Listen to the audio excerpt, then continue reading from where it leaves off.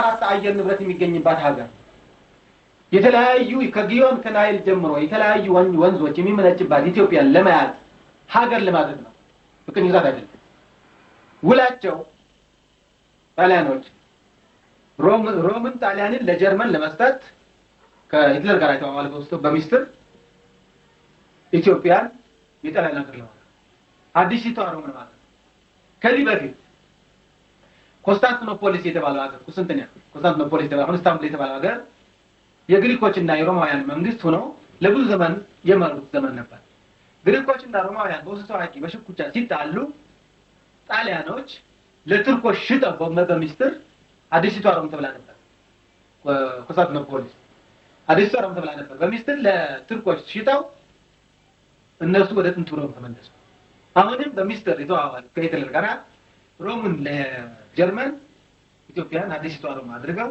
ለመኖር ነበር አዲሲቷ ሮም ለማድረግ በቀን 4 አየር ንብረት የሚገኝባት ልጅ ተወልዶ ያለ ጫማ ያለ ሕክምና ያለ ልብስ የሚያድግባት ሀገር ኢትዮጵያ ሀገር ለማድረግ ስለፈለገኝ ይላል ሀብት ያለው ጣሊያዊ ንብረቱን ሽጦ የኔ ያክል ወርቅ መስጠት አለ ሀብት የሌለው መሬት ለማግኘት የሚፈልግ ኢትዮጵያ መሬት ለማያዝ ሀብት የሌለው ጣሊያዊ ደግሞ በቁማም ድረገነት የሆነችውን ሀገር ሽቶዋን ለማሽተት ወንዞቿ ከሽቶ የበለጠ የሚሸቱ ወንዞቿ ውሃቸው ሲጠጣ ከማርና ኮተት የበለጠ ያንን ለማየት ለመጎብኘት የሚፈልግ ጣሊያዊ ደግሞ በመጠኑ የተወሰነ ንብረቱን ሽጦ ወርቅ መስጠት አለበት በማለት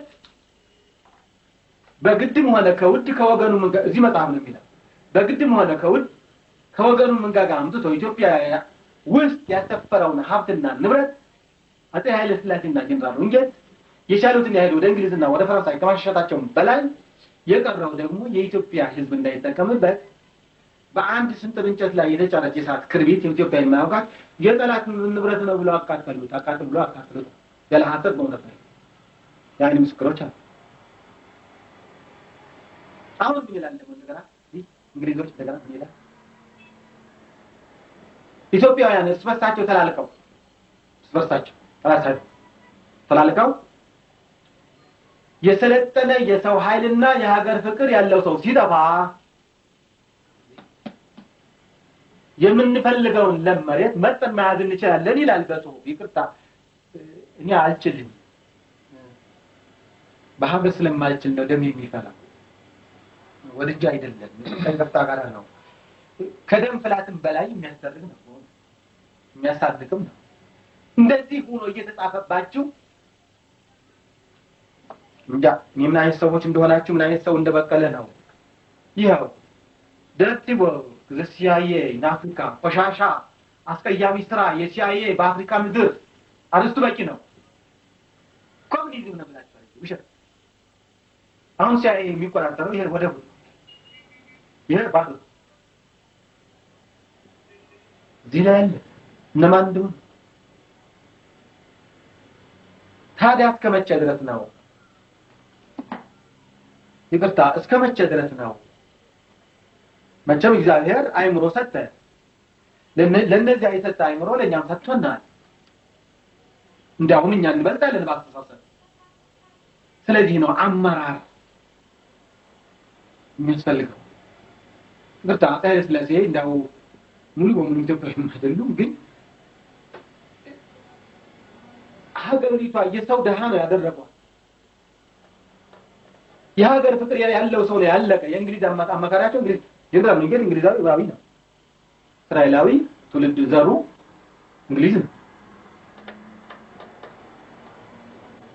የሰው ደሃ ነው ያደረገው አሁንም ቢሆን መተኪያ የሌላቸው የሆነ ፈናፈንት ነው ወይም ወንዳገረድ ይባላል ለምሳሌ እንደ ሌሊት ወፍ ማለት የሌሊት ወፍ አይጣይሏት ወይንስ ወፍ ሁለቱም ጾታዎች አጣምራ የያዘች አስደናቂ ነገር ናት እንዲሁም ደግሞ ሪያ ፈናፍንት ነው ሪያ ሲል የማይወሰው ቢኖር አሳማ ማለት ሳይሆን ነገር ግን ከርከረው ነው ይህ በረሃ ወሬ ሰራ አካላቶቹ በፍጹም የማይመሳሰሉ የተቃረኑ ናቸው የፊቱ ወይም የግንባሩ ልዩነት ይህ ነው ብሎ በዝርዝር ማስረዳት ስለማይቻል በአይኔ ተመልክተህ ተረዳ ለምሳሌ አንደኛ ጥርሱ እንደዚህ ጥርስ ይመስላል ሁለተኛ የአይኑ ቅድ የተለየ ስለሆነ ወደ ጎን እንጂ ፊት ለፊት አይደለም ሶስተኛ ጅራቱ እንዳይተ ጅራት ነው አራተኛ የአካለ ስጋው ፍሬ ማለትም ቆለጡ እንደ ፍየል ሲሆን ብልቱ ደግሞ እንደ አህያ ነው። አምስተኛ ሰገራው ልክ እንደ ጋማ ከብት ፋንድያ ነው። ስድስተኛ ሰኮናዎቹ ደግሞ እንደ ጥጃ ሰኮና ናቸው። ከዚህ በላይ ለተጠቀሱት ቃላቶች የሚገርመውና በይበልጥ ለመረዳት የሚፈልግ ሰው ቢኖር ታሪኩ በመጠኑ የተብራራው እንስሳ ከርከሮ በእናት ኢትዮጵያ ውስጥ በቆላ ሀገር በብዛት የሚገኝ መሆኑን ገልጽለታለሁ። ዋናው ማስረጃ እዚህ ላይ ነው። ይኸውም ወንድ ሀገር ማለት አንድ ነገር በተፈጥሮው የወንድም የሴትም ጾታ አንድ ጋር አጣምሮ የያዘው ነው።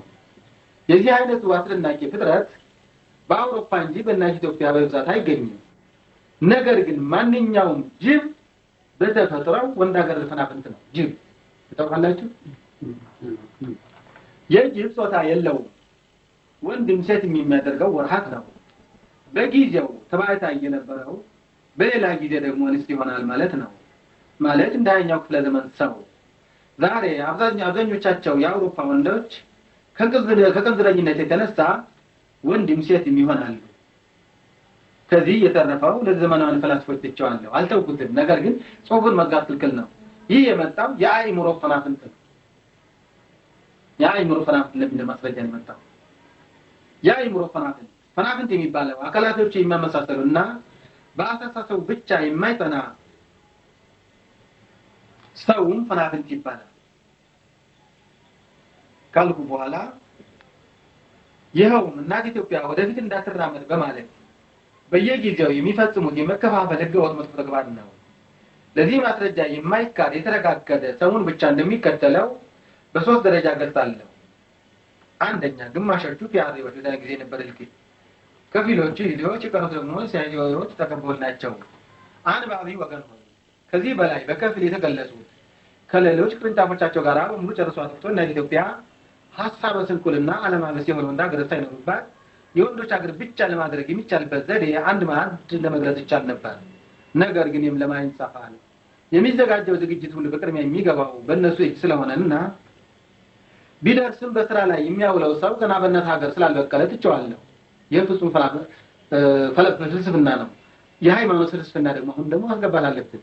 አውኩን ሳው ኋላ አባታችን ሐሰተባት እዛን ጊዜ የነበረውን የሮማውያን መንግስትና አስተዳደር በመቃወም የአስተዳደር በመቃወም የሚፈጽሙት የነበረ ተግባር አይሁድ ምሳሌ አድርጎ የተናገረው ቃል እንደሚከተለው ነበር።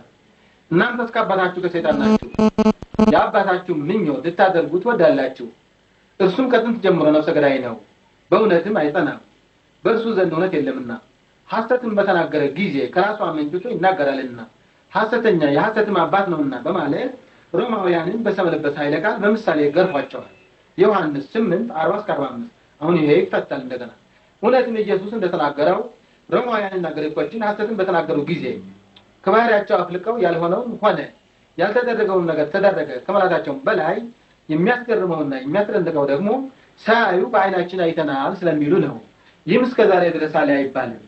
ነገር ግን የሌላው ክፍለ ዓለም ህዝቦች ሐሰትን በተናገሩ ጊዜ ሰማን ብለው እንጂ ሳያዩ አይተናል አይሉ። አየሁና ሰማሁ የተቃረኑ ናቸው። ሰማሁ የሚለው ቃል አጠራጣሪና አወላዋይ ሲሆን አየሁ የሚለው ቃል ደግሞ እርግጠኛ ነው። አየሁ ብሎ ከሚዋሽ ይልቅ ሰማሁ ብሎ ቢዋሽ ይቀላል። ቢሆንም ሰይጣን እንደሚከተሉት የግብርና የቅጽል ስሞችን ይመሰላል። የጽሁፍ ተደርሞ በውጭ ሀገር ይበልጠው ነው ሰይጣን የሚወክለው በዓል አንደኛ ሰይጣን የሚወክለው በሐሰት ሮማውያንና ግሪኮችን ይወክላል። የሐሰት አባቶች ናቸውና። ሁለተኛ በቅናትና ምቀኝነት እንግሊዞችን ይወክላል። የክፋት አባቶች ናቸውና። ሶስተኛ በአፍቅረ ንዋይ ገንዘብ በመውደድ ማለት ነው ዕብራውያንን ማለት እስራኤላውያንን ማለት ነው ይወክላል። የንፍገት አባቶች ናቸውና አንድ ሰው ስለራሱ ማድላት የለበትም። አራተኛ በክዳት ኢትዮጵያውያንን ይወክላል። የክዳት አባቶች ናቸውና ኢትዮጵያዊ ወገን ከሰው ጋር ዙ እየፈረመ ዙ ከቷል። አምስተኛ በትዕቢት ማለት ነው ጀርመናውያንን ይወክላል። የትዕቢት አባቶች ናቸውና። ስድስተኛ በዝሙት ፓሪሳውያንን ይወክላል። ፈረንሳዮች የፍቅር አባቶች ናቸውና። የሌላው ክፍለ ዓለም ህዝብ ጸባይ በእነዚህ ይጠቃለላል። የሚይዝበትን መናገር ነው። ተተንቱ ይሄ ደግሞ ይተነተናል በዋና እሺ እዚህ ላይ ተግዘይ ይመጣል ስራ ኢትዮጵያውያን ምን አይነት የረቀቀ አሳሳልና የስዕል ብሩሽ እንደነበራቸው የሚገልጽ ነው። በአይን የሚታይ ነው። በኤልያስ ዘመን በኤልዛ ታሪኩ መጽሐፍ ላይ እንደተጻፈው ለኤልያስ መስዋዕት ከሚሰዋበት ቦታ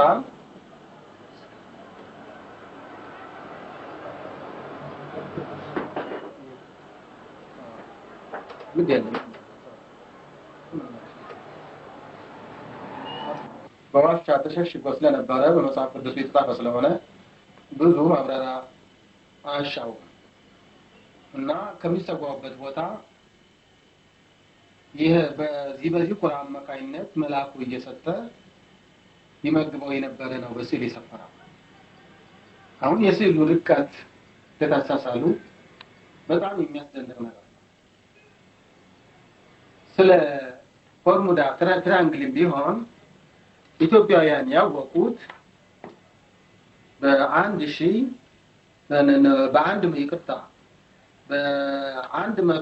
ዓመተ ምህረት ነው። ፎርሙላ ትራያንግል መኖሩን ያወቁት።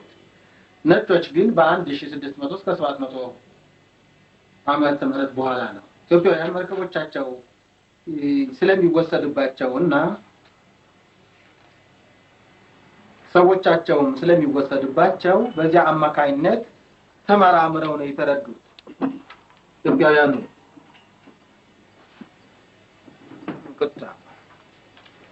አሁን ይሄ ለምሳሌ የአክሱም ቤተ መንግስት የነበረው ነው። ይሄ 1500 ከክርስቶስ ልደት በፊት የነበረ ነው። ከዚያ ወዲህ አስመስለው የሚናገሩ አሉ ባለ ከምቀኝነት የተነሳ ነው። እና አሁን ይሄንን የመሰለ ቤተ መንግስት አሰራርም የለም። በዚህ አይነት እንኳን ኮፒ አድርጎ ቤተ መንግስታውን እንኳን መስራት ይቻል ነበር። ዲዛይን የተነሳ ነው ጥቁርና ነጭ የሆኑት እንጂ በቀለም ናቸው። ይሄ ያሳሳሉ የስዕሉ አይነት ብታዩት በጣም የሚያስደንቅ ነገር ነው። በዚህ ቁጥር ለንደን ሙዚየም ተወስዷል። ይሄ ከለንደን ሙዚየም የተገዛ ነው። እያንዳንዱ ጸሐፊ ይገዛል ማለት ነው። አሁን ለምሳሌ የምታዩት በዛ ሰዓት የነበረ ብሩሽ፣ በዛ ሰዓት የነበረ የስዕል አሳሳል ምን አይነት የረቀቀ አስደናቂ ነገር ነው። አሁን ለምሳሌ በራዕየ ዮሐንስ ያለ ነው። መላእክቶቹ እንዴት እንደሚበሩ ማጭዱን እንዴት አድርገው የመቅሰፍት ማዕት ነው በዛ ሰዓት እንዴት አድርገው እንትን እንደሚሉ ይኸውና ያሳያል። በጣም የረቀቁ ናቸው።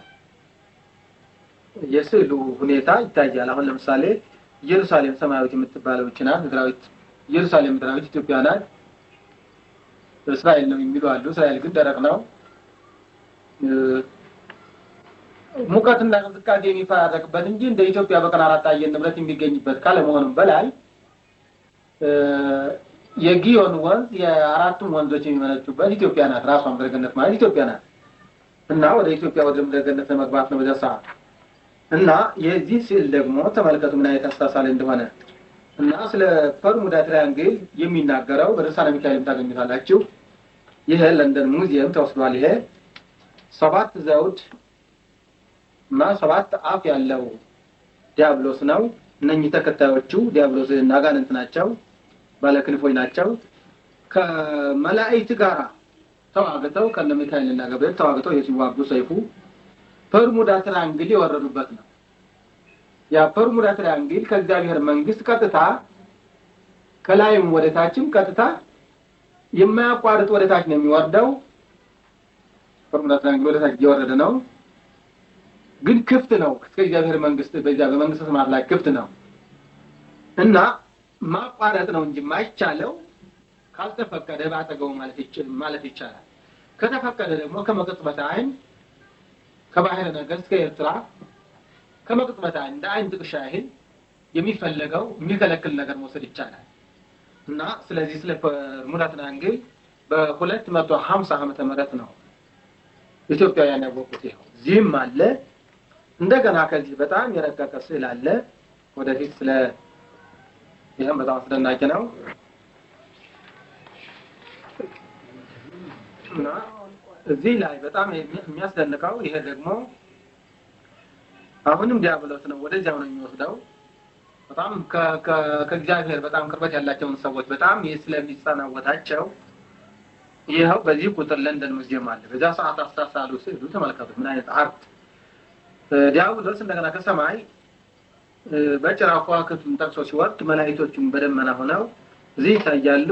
የዚህ ሰውዬ ነፍስ ለመውሰድ ነው እና የዚህ ሰውዬ ነፍስ በህፃን መልክ መላእክቶቹ ይዘዋታል። ይታያቸዋል በህፃን መልክ እዚህ ላይ እና ዲያብሎስ ያገኙ ቀርባህ ነው። ይሄም የበርሙዳ ትራንግል ወጥቶ ከሰማይ ወደ ሰማይ ወጥቶ ከበርሙዳ ትራንግል ወጥቶ ወደ ሰማይ ወጥቶ በጣም ከእግዚአብሔር ጋር ቅርበት ያላቸውን ሰዎች ለመውሰድ ነው። እዚህ ድረስ ይበቃናል። በሙሉ ታሪኩ ግን ይቅርታ ላይ ለመጥቀስ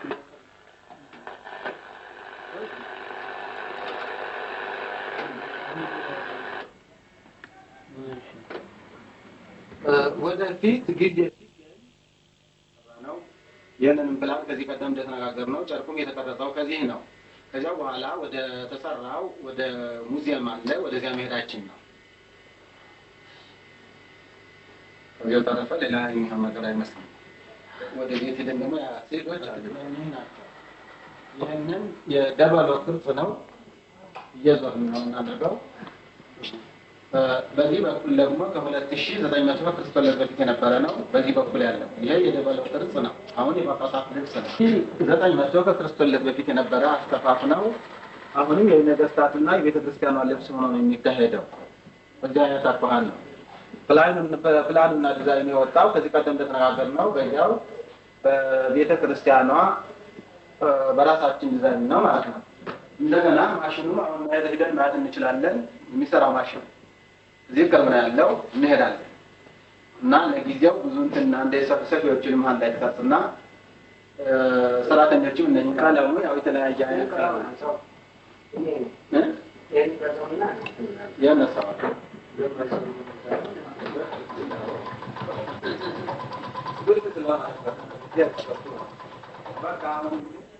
በቀለም አድርገው እንደምትቀደስ በቀለም እንደሱ አድርገን ነው የምታደርገው። ያውና በዚህ አይነት የሚቀረጸው ፍልፍል የሚባል አሰራር ነው። የደብረ ነገስታት ማቀራረጽ አሰፋፍ ነው። ገና አልታላለቀለትም። በተለያየ ሁኔታ ደግሞ የተሰቀሉ ሰዎች ናቸው። እነኚህ ያው ለቤተክርስቲያኗ በተመጣጣኝ ዋጋ እየተሸጡ የቤተክርስቲያኗ ከፍተኛ የገቢ ምንጭ ሆነዋል ማለት ነው። አሁን እንደገና ወደ ማሽኑ እግዚአብሔር የሚሰራበት ማሽኑ እንሄዳለን።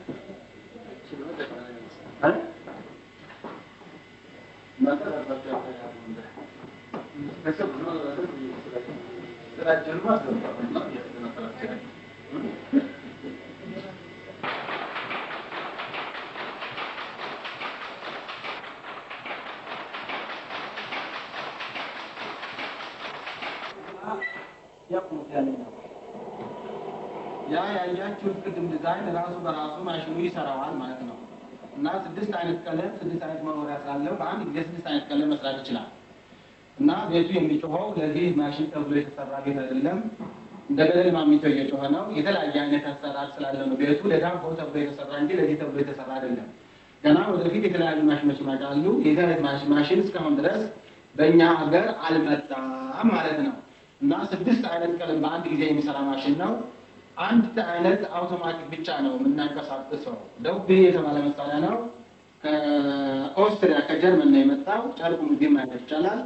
ሳቲን የተባለ ጨርቅ ነው የሚሰራው። በጣም የተሻለ ጨርቅ ነው እና ሙሉ አውቶማቲክ በሚንቀሳቀስበት ጊዜ ግን እዚህ ላይ ነው የሚገቡ የተለያዩ ክብር ያላቸው ቀለሞች ራሱ እየቀያየረ ራሱ በራሱ ይሰራል። ያ ነው እኮ ያከብሩ ያያቁት እንደው ታያችሁ ያ ይሄ ነው መጀመሪያ ነው የራሱ የራሱ መጀመሪያ ነው አሁን ወደ ቀለም ስለውስጣለች ይታከማል ማለት ነው። ስንት ሜትር ነው ይሄ? ስንት ያህል ይሆናል? 120 ያህል ነው። በአንድ በስንት ቀን ያመርታል? 24 ሰዓት ቢሰራ ለምሳሌ 24 ሰዓት ቢሰራ 2 ቀን ማለት ስንት ያህል ይመረታል ማለት ነው? በ24 ሰዓት ውስጥ አልተቀረጹም። አሁንም መጻሕፍቶቹ በሙሉ ከዚህ የሉ፣ ግን በከፊል ያሉትን ሙሉ በአንድ ላይ እንዲነሱ አስፈላጊ በመሆኑ ነው እና ወደዚህም ጭምር እና ከዚያ ሆነ በጠቅላላ በሙሉ ተቀርጻቸዋለህ። እነኝህን ትፈርሳቸዋለህ በሙሉ ወደ ልጅ እየዞርክ እነኝህን በሙሉ አንድ ላይ እንዲመጡልህ ነው። ያው ከዚህ ቀደም እንደተነጋገርነው በተለያየ ቋንቋ ስለ ኢትዮጵያ ብቻ የሚናገሩ መጻሕፍት ናቸው። እነኝህንም እና ስለ ኢትዮጵያ ብቻ የሚናገሩ መጻሕፍት ናቸው። አሁን በሙሉ በከፊል የተቀረጹ መስለኛል ከላይ እስከ ታች ድረስ እዚህ ውስጥም አሉ በከፊል። አብዛኞቹ ደግሞ ከተለያዩ ግለሰቦች በሳጥን ነው የሚገኙት። ወደ 49 ሳጥን በጣም ትላልቅ ሳጥን ከተለያዩ ግለሰቦች ቤት አለ ማለት ነው። ስለዚህም ስለጠበበ ነው እንግዲህ ቦታው ስለጠበበ አንድ ላይ ሆኖ መነበብ የሚገባቸው ከፍተኛ ምስጢር ያላቸው መጻሕፍቶች ናቸው። ከዶክሜንት የተነሳ ነው ደግሞ ማወቅ የሚቻለው። ዶክሜንት ከሌለ ማወቅ አይቻልም።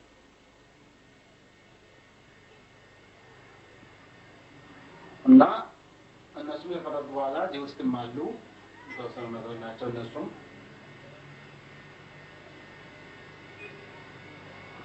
ያው በተለያየ ቋንቋ ሆኖ በሙሉ የሚናገሩት ስለ ኢትዮጵያ የተለያየ ታሪክ ነው ማለት ነው። ከኢኮኖሚ ጀምሮ፣ ፖለቲካው ጀምሮ፣ ህጉ ጀምሮ በሙሉ ስለ ኢትዮጵያ የሚያነው ነገር ሁሉ በሙሉ አለ ማለት ነው። መጽሐፍ በምርጥ መጽሐፍቶች የተሟላ ነው ሳጥኑ ራሱ። ማንኛውም የቦታ ጥበት ነው እንግዲህ እንደዚህ ሆነ ማለት ነው።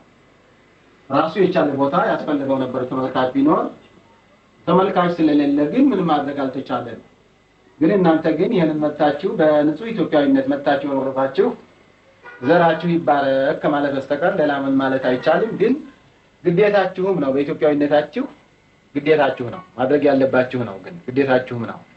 ግን እግዚአብሔር ዘራችሁን ይባረክ ኢትዮጵያንም በእናንተ አማካይነት ሰዎች ይፍጠርላት ከማለት በስተቀር ሌላ ምንም ነገር የለኝም። ከዚህ ቀጥለን ደግሞ አንድ ታሪካዊ የሆኑ ስዕሎች አሉ። እነሱን እናነሳቸዋለን። አሁን ለምሳሌ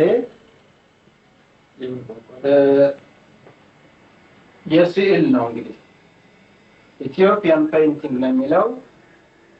የአጻጻፉ የፊደሉ የላቲኑ አጻጻፍ በኢትዮጵያውያን ካራክተር ነው የተሰራው። ይኸውም አባባሉ የላቲኖች ፊደል ከኢትዮጵያ ፊደል የመጣ ለመሆኑ የሚያረጋግጥም አንዱ ምስክር ይሄ ነው። ካራክተሩ በኢትዮጵያውያን ፊደል ነው የተጻፈው። ስለዚህ ጁሊየስ ዞሩዋ የሚባል ፈረንሳያዊ በአፄ ሲሲኒዮስ ዘመነ መንግስት በፊት የመጣ ሰው ነው። ስዕሎቹን በሙሉ ወስዷቸው የስዕሎቹ ባለቤት የሆነው የፈረንሳይ ሙዚየም ነው ማለት ነው። የፈረንሳይ ሙዚየም የስዕሎቹ ባለቤት የፈረንሳይ ሙዚየም ነው። አንዷ $30 ነው የሚሸጣት። ስለዚህ ነው የተለጠፈው። በተለያዩ ቋንቋዎች የተተረጎመ ነው። በጣም አስደናቂ የሆነ ነገር አለው። በዚህ ወደ ነገር የስዕሎቹ ማብራሪያ ማለት ራሱ የቻለ ወደ ፖስት ካርድ እየተለወጡ የተለያየ የገቢ ምንጭ የሚሆኑ ናቸው። ግን ይሄ ቀደም ያሉ ስዕሎች ናቸው። በጣም አስደናቂ ጁሊየስ ዞሩዋ የሚባለው ሰውዬ ይኸው ቤተ መቅደሱን እየገነጠለ እዚህ ውስጥ ነው ያለው በከፊል እና አብዛኞቹ ስዕሎች እየላጠ ወስዷቸዋል። ፈረንሳይ ሙዚየም ላይ ይገኛሉ። እነኚህ ደግሞ ከክርስቶስ ልደት በፊት የነበረ ነው። የቤታችንን ቅዱስ ገብርኤል ሲያበስራት ነው የሚያሳየው። በጣም የስዕሉ አይነት አስደናቂ ነው። በዛ ዘመን ከክርስቶስ ልደት በፊት የነበረ ነው። ለታርጎ እንደሚያስረዳ እንደሚያበስራት ነው የሚናገረው። ከዚህ ቀጥሎ ደግሞ የበዛ ሰዓት የነበረው መንበር ነው። በብሉይ ኪዳን የነበረ መንበር ነው። አስተራሩ አሁንም ድረስ የዚህ አይነት አስተራር ነው ያለው። ከዚህ ስንገባ ደግሞ በጣም አስደናቂ ነው። መድኃኒታችን ክርስቶስና እመቤታችን ናቸው። በዙሪያ ላይ ያሉ ቅዱሳን መላእክትና ጻድቃን ሰማዕታት ናቸው።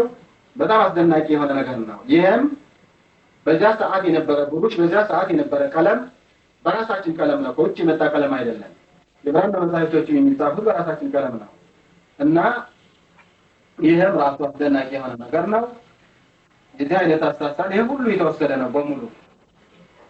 ይሄንን ማስተሳሰብ ያው ከነ ማስረጃው ነው ያለው ማለት ነው። ከነ ብራናው መጽሐፍቶቹ ወስዷቸዋል ማለት ነው። በዛ ሰዓት የነበረ ስዕል በጣም አስደናቂ ነገር ነው እና እንግዲህ ይሄንን ስዕል ደግሞ ክርስቶስ አይነ ስውሩን በሚያበራበት ሰዓት ነው።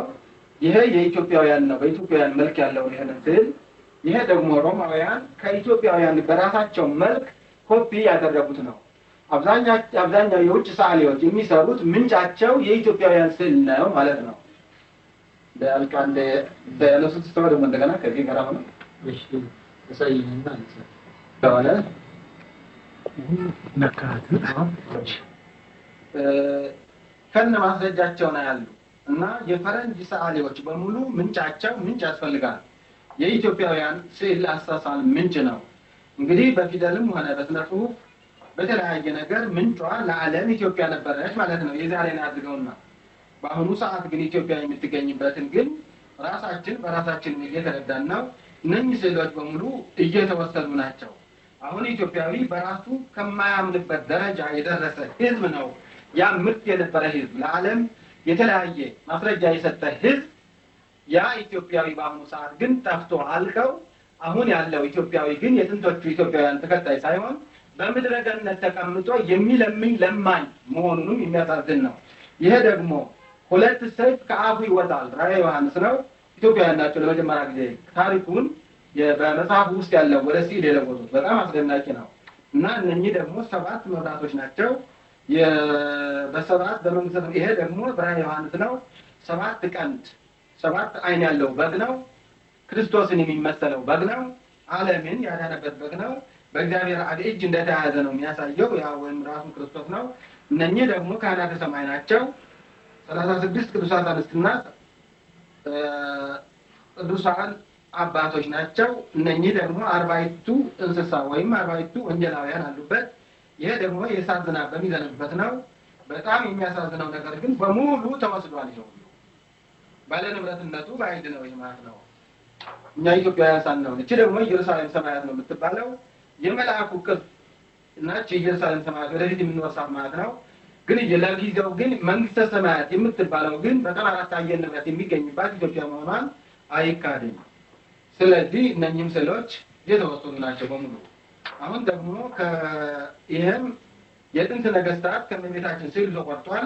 ከመቤታችን ስዕል ላይ ሆነው የሚሳሉበትና የሚማጠኑበት ነው እና በዚህ አይነት ሊሆንና ይሄም የተለያየ ነው። ከነገረ ማርያም ውስጥ የሚገኝ ስዕል ነው። ይሄም የተወሰደ ነው በሙሉ የተወሰደ ነው በሙሉ እና ባለ ንብረትነቱ ባይድ ነው። በጣም ያሳዝናል። የሀገሪቷ የገቢ ምንጭ መሆን ሲገባው ባይዶች ናቸው የሚጠቀሙበት። ይሄ ደግሞ ከክርስቶስ ልደት በፊት የነበረ ስዕል ነው። ሚካኤልና ገብርኤል ናቸው። በዛ ሰዓት የነበረው አሳሳል በጣም አስደናቂ ነገር ነው እና ይሄ ደግሞ ስለ ቅዱስ ያሬድ ነው። ቅዱስ ያሬድ በሚዘምርበት ጊዜ የመላእክት ዝማሬ ነው የሚዘምረው። ግዕዝ፣ ዕዝል፣ አረራይ ናቸው ይዘመራቸው። ግዕዝና አረራይ ከክርስቶስ ልደት በፊት የነበሩ በኢትዮጵያ የዜማ አይነቶች ናቸው። ዕዝል ነው ቅዱስ ያሬድ እንደገና ከመላእክት ተነግሮት ዕዝል ነው የጨመረው። በጣም አስደናቂ የሆነ ነው ያ የዕዝል እና ይኸው በአፄ ገብረ መስቀል ከተመስጦ ብዛት የተነሳ እግሩን በጦር ወግቶት አፄ ገብረ መስቀል ይኸው ያሳያል። እግሩን በጦር ወግቶት ያም አይሰማውም ከደስታ ብዛት የተነሳ ከዝማሬው ብዛት የተነሳ ነው። ይህም የመላእክት ዝማሬ ነው። ዋይ በሰማይ ተሰማ ዝማሬ መላእክት በሰማይ ይኸውና የዝማሬ መላእክት ይሰማል ብለው ቤተክርስቲያን ጉዳይ ነው፣ የራሳችን ጉዳይም አይደለም። ከመሰረት የተረፉትን መጻሕፍት እንደገና በዚህ አይነት ሁኔታ ብራናው እየተፋቀረ በዚህ አይነት ሁኔታ እየተሰራ ነው እና የቀለሙን ቀዩን ጥቁሩን የሚያወጡት እነሱ ናቸው። ከዚህ ቀጥሎ አንዱ እንደዚህ እንደሚጻፍ እንደዚህ እንደሚሆን ማለት በመጀመሪያ ብራናውን እንዘበዝበዋለን። ስንዘበዝብ ከዚያ ለሰባትም ቀን ሆነ በገታ ያለው በዚያ በመገታ ያለው ኩለሽ አውጥተን አጋርመን እንራመመዋለን። ራመን ያንን ወደ ያነበረው ወደ ነጭ አድርገን ደግሞ እንደገና እናደርቀዋለን። በኋላ ደግሞ በመጥረቢያ ደግሞ አለች እናጥበዋለን። ጠጉሩን በጽዳት እንሰጠዋለን። ከዚያው ያንራምና ያንን እንቀጣልና ወደ መጻሕፍት ቀስተን ስናበቃ ያንን ደግሞ እናሰምረዋለን። አስመረን ደግሞ 5 እናደርገዋለን፣ 4 እናደርገዋለን። ያንን ደግሞ አንድ ላይ ጠርዘን እንደዚህ ጠቅላላ መጽሐፍ እንደሆነ አድርገን እናቀርበዋለን። ቀለሙንም ደግሞ ራሳችን አውጥተን አሽተን ከጥራትም ሆነ ከእጽዋቶችም ሆነ ከዚያ ቀምመን አሽተን እስከ ዓመት ድረስ አዋህደን ከዚህ ለዚህ እናበቃለን። ከሌላ ማንሄድ የኢትዮጵያ ቅርሳችንን በጥንት የቆየን ህዝብ በእንደዚህ ያለ መልኩ ነውና አሁንም በዚህ ነው የምንሰራው። ባለፈውም ደግሞ ብዙ መጻሕፍቶች ከዚህ ወይ አበረከትን ጽፈናል። ምን ያህል ወልዳሜ የሚባል በጣም ትልቅ መጽሐፍ መጽሐፍም ሀዊ የሚባል ደግሞ አንድ ሰው የማያነሳው ከዚህ ታይሙት ነው። ሲከፍል ኢራንና ኢራቅ ብሎ ሲከፍል ኩዌት ደግሞ ሶስተኛው መንግስት አወጣ። አሁን እነኛ ሰዎች ሳውዲ አረቢያና ኩዌት ያሉት ነጮች ናቸው፣ እንግሊዞች ናቸው፣ በብዛት ነጮች ናቸው። ዘሮቻቸውን ለማውጣት ነው የሄዱት። ለጥቅማችን ስንል ነው ብለው ተጀሩት። እና አሁንም ጦሩ የሚያመለክተው ግዛታችን ይቀጥላል። አሁንም ይቀጥላል ስንል በነበርንበት እንኳን አሁን ባለችው ኢትዮጵያችን በዚች ሀገራችን ድንረጋ ነበር። አሁን ግን የነፃ አውጪ ድርጅት የሌለው አዲስ አበባ ነው። አዲስ አበባ ክፍለ ሀገር በ5 ስለተከፈለ ያለ አግባብ ይሄ የእንግሊዝ ፕላን የተሳሳተ ፕላን ተቃውሟል። የእንግሊዝ ፕላን ነው። ከ5 ስለተከፈለ ወይ በነገ ጠዋት አንዱ ነፃ አውጪ ድርጅት ነው ሊነሳ ይችላል። እና 150 መግለጫ አለው። ይሄ 150 አሁንም ቢሆን ኢትዮጵያ ህዝብ አርማ መሆን አለበት። ያ ነው ከሆነ ማንንም አይወክልም። እና አሁንም እዚህ ላይ እንዴት ነው የሚጻፈው? ይቅርታ አንዳንድ ሰዎች ከእንግሊዝኛው ላይ የተተረጎመ ነው ግን በአነጋገር ይለያል። ሂሳብ ለዩኒቨርሲቲ አቅርቤ ነበር። የዓለም ፊደላትን የፈጠርን ስንሆን እኛ ኢትዮጵያውያን በባይድ ቁጥር ለምን እንጠቀማለን? በባይድ ፊደል ከአረብ እስከ 4 ቁጥር ፈጠረው። ከዛ ላይ አሁን ሊገራው ይሆናል ነው ሌላ ለምን በራሳችን ፊደል እንጠቀም በማለት ዱሪ መሐመድ በነበረበት ሰዓት 4 አይነት ጊዜ ቤት ያለበት 4 አይነት ጊዜ ከኮምፒውተር ይፈጠር ማለት የጊዜ ቤቱ ግን ምስጢሩ አልገለጸም። ሲጠርቅ ነው ሳንሱር ክፍል አልፏል ብሎ የነበረ አልጠየቁም። ሀገሪቷ የማትጠቀምበት ከሆነ ይሸጠዋል ማለት 4 አይነት ጊዜ ቤት ከኮምፒውተር የፈጠነ ነው ማለት ነው። የማያሳስት አሁን ለምሳሌ የፈረንጆች ጊዜ ቤት ያሳስታል። እኔ ሰራሁት ነው ያሳስታል ወይ ደግሞ ቁርአን መስተካከል 4 አይነት አማራጭ አለው። 4 አይነት ጊዜ ቤት ነው ያሳስታል። እና ሳንሱር ክፍል አልፏል ብሎ ነበረ የት እንዳደረገው አላውቅም። እኔም አልጠየቅኩም። ለምሳሌ የቁጥር እኔ በሰራሁት ነው ይሄ በፈረንጅኛ ነው። ይሄ በሰራው ቁጥር ነው። ለምሳሌ ምዕራፍ 8 ነው የደረሱት ከአንድ ጀምሮ ነው ማለት ነው። አርስቱ ምን ይመስላል? እውነቱና ሐሰቱ የማይታወቅበት ዓመተ ፍዳና ዓመተ ምህረት የተቀላቀለበት ዘመን ምን ይመስላል? በትንሹ እናንበው። ይህ የምንኖርበት ክፍለ ዓለም በተፈጥሮው ሂደት በተፈጥሮ ያለው ሂደት በምናጠናበት ጊዜና ሰዓት የዛሬን አድርገውና ከ5000 ከፊት ከክርስቶስ ልደት ማለት ስላልተለመደች ቢሲ ብያታለሁ። የኢትዮጵያ ስልጣኔ ጀምሮ ከ4000 ከክርስቶስ ልደት በፊት በግዮን ወንዝ በላይ ግብጽ የጥንት ኢትዮጵያ ስልጣኔ ጀምሮ ከ3000 ከክርስቶስ ልደት በፊት የባቢሎን ስልጣኔ ጀምሮ የኢትዮጵያውያን ስልጣኔ በባቢሎን ሀገር ከ2000 ከክርስቶስ ልደት በፊት የግሪክ ስልጣኔ ጀምሮ የኢትዮጵያውያን ስልጣኔ ነው። በክሪቲ ግሪኮች በ1500 ከክርስቶስ ልደት በፊት ነው ናቸው። የክሪቲ በ2000 የኢትዮጵያውያን ስልጣኔ ነው። ከነ ማስረጃው እዚሁ አለ። ማስረጃ ፍለጋ ሄደ። ከ2000 ከክርስቶስ ልደት በፊት የግሪኮች ስልጣኔ ጀምሮ ከኢራንና ጀምሮ በዛሬው ዘመን በምድረ ግብጽ የሚገኙ አረቦች ከኢራንና ከሳውዲ አረቢያ የኢትዮጵያ ቅኝ ግዛቶች ከነበሩ ሀገሮች በየጊዜው እየፈለሱ ወደ ጥንት ኢትዮጵያ ላይ ግብጽ የገቡት በ1700 ከክርስቶስ ልደት በፊት ሲሆን ነጮቹ ደግሞ በፈረንሳይ በእንግሊዝ ቀደም ብሎም በላቲኖችና በግሪኮች ወራራ ጊዜና ዘመን ገብቶ ሳይወጡ የቀሩ መሆናቸውን ባይታበልም እነሱ ተራብተው ከላይ ግብጽ ሊቢያና ወይም ኑቢያ ከሱዳን በስተቀር በዛሬው ዘመን ግብጽና ሊቢያ ነጩ ህዝብ እንደሚበዛበት በማንም ዘንድ የማይካድ እውነት ነው ይላል። ማስረጃው በሙሉ እዚሁ ላይ ብዙ ነው ይሄ በጣም ብዙ ጽሑፍ ነው ይሄ ፈረንጅኛው ብዙ አለ ማስረጃው ብዙ ነው እና ከአንድ ምዕራፍ ጀምሮ ነው ማለት ነው ከአንድ ጀምሮ አሁን ስለ ሉሲ ደግሞ መጨረሻ ጊዜ እዚህ ላይ አንድ ምዕራፍ አለ ምዕራፍ 9 እዚህ ላይ ሲደርስ ነው ሁለቱም እንግሊዝኛው አማርኛው ኢትዮጵያውኛ ማለት ነው በአንድ ላይ ለማካሄደው አይኔ አሁን ስለታመምኩኝ ከጽፈት ላይ የተነሳ እንክብካቤ መደረግ ነበረበት በቀን የምበላው አንድ እንጀራ ነው ሁለት እንጀራ መብላት አልችልም አቅሜ አይፈቅድም ምክንያቱም የመጽሐፍ ሁሉ ግን አልተከፈለ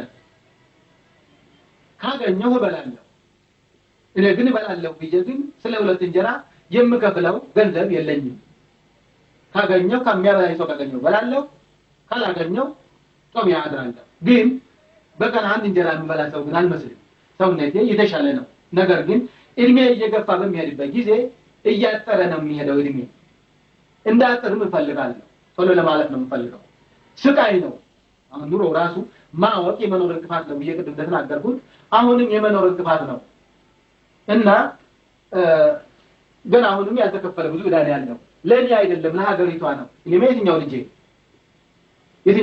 የትኛው ወገኔ ዘር መንዘርያም የለኝም ወላጆችም የተወገዱት ማለትም የተገደሉት ማለት ነው እኔ በተወለድኩኝ በ8 ቀናቸው ነው አላቃቸውም አሁን ምሳሌ እዚህ ሀገር መቀመጥ እኔ ውጭ ሀገር መቀመጥ እኩል ነው አሁንም እዚህ ወገን የለኝም ለምሳሌ ለቤተ ክርስቲያኗ እንኳን ለቤተ ክርስቲያኗ ላይ የገቢ ምንጭ ነው የፈጠርኩላት ከመጣሁ በኋላ የገቢ ምንጭ ፈጠር የለ አሁንም ያይ ባይብል ስለላ ድርጅት እኔ መሮኝ ሰልችቶኝ ከሀገሬ እንዲወጣለት ስለሚፈልግ አሁንም ምን ያደረገችልኝ ነገር እንኳን ስልታደርግልኝ እውነት ነው የምናገረው ሌላ ተጽዕኖ እየደረሰብኝ እንድለቅ ነው የሚፈልገው ነገር ግን እየሰለቸኝ ሲያድ ግን አንድ ቀን ካመረርኩ አልመለስም ፈሪም አይደለም ለመሞትም ዝግጁ ነኝ ማለት እረፍት ነው ወይ የማይቀጥዋ ነው እና አሁን ለዚህ ላይ ደግሞ ስለ ድንቅነሽ ነው ምዕራፍ 9 ቀን የኢትዮጵያ ታሪክ ከ3.5 ሚሊዮን ከክርስቶስ በፊት ጀምሮ እስከ 60 ከክርስቶስ በፊት ድረስ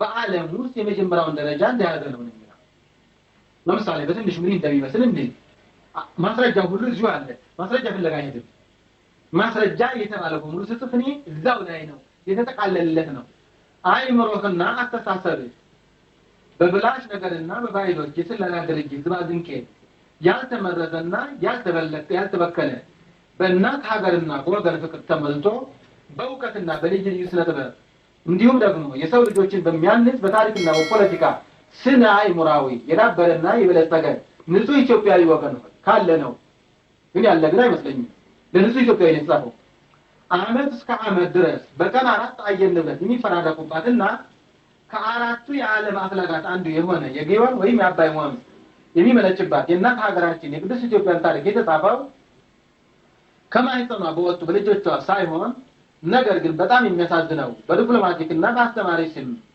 በተለያዩ የመጤ ሃይማኖቶችና በነጋዴዎች ስም በተለያየ ጊዜና ዘመን ወደ እናት ሀገራችን ሰርገው በሚገቡ የባይብል ስለላ ድርጅቶች ተቀራብረው ለስታፋ ይካሄዳል ስለዚህ ስህተት ነው ማለት ነው ማስረጃው እዚህ አለ ስህተት ለመሆኑና እውነተኛው የት ለመሆኑ ይሄም 28 ምዕራፍ ነው መጨረስ ነበረብኝ ይሄም ቢሆን ነገር ግን እየደከመኝ ነው አሁን አይንም ከመልከው ማሳከሩ ነበር መንግስት አሁን ሳይኔ ሞት ቤተክርስቲያን አምጥተው እኔ ሞት ለምሳሌ መጥተው ከኔ ረሳይ ልክ እንደሚያሽጉ በርግጥ ዶክመንት ነው ከዶክመንት የተነሳ ነው ማለት ይቻላል ባይዱ እግዚአብሔር እኛን አይምሮ ነስታና ፈረንጅን አይምሮ ሰጥቶ እንደ ፈረስ ሉጋን ያስገድዶ ወደ ኢትዮጵያ እንዲመጣ አስደርጎ ቆላው ዳገቱ ቁልቁለቱ ሸው እንቅፋቱ ችሎ ስለ ኢትዮጵያ አይምሮ አስጠንቆ ስለ ኢትዮጵያ እንዲጽፍ አማልክት ናቸው ኢትዮጵያውያን እስኪል ድረስ አናግሮ አጻፈው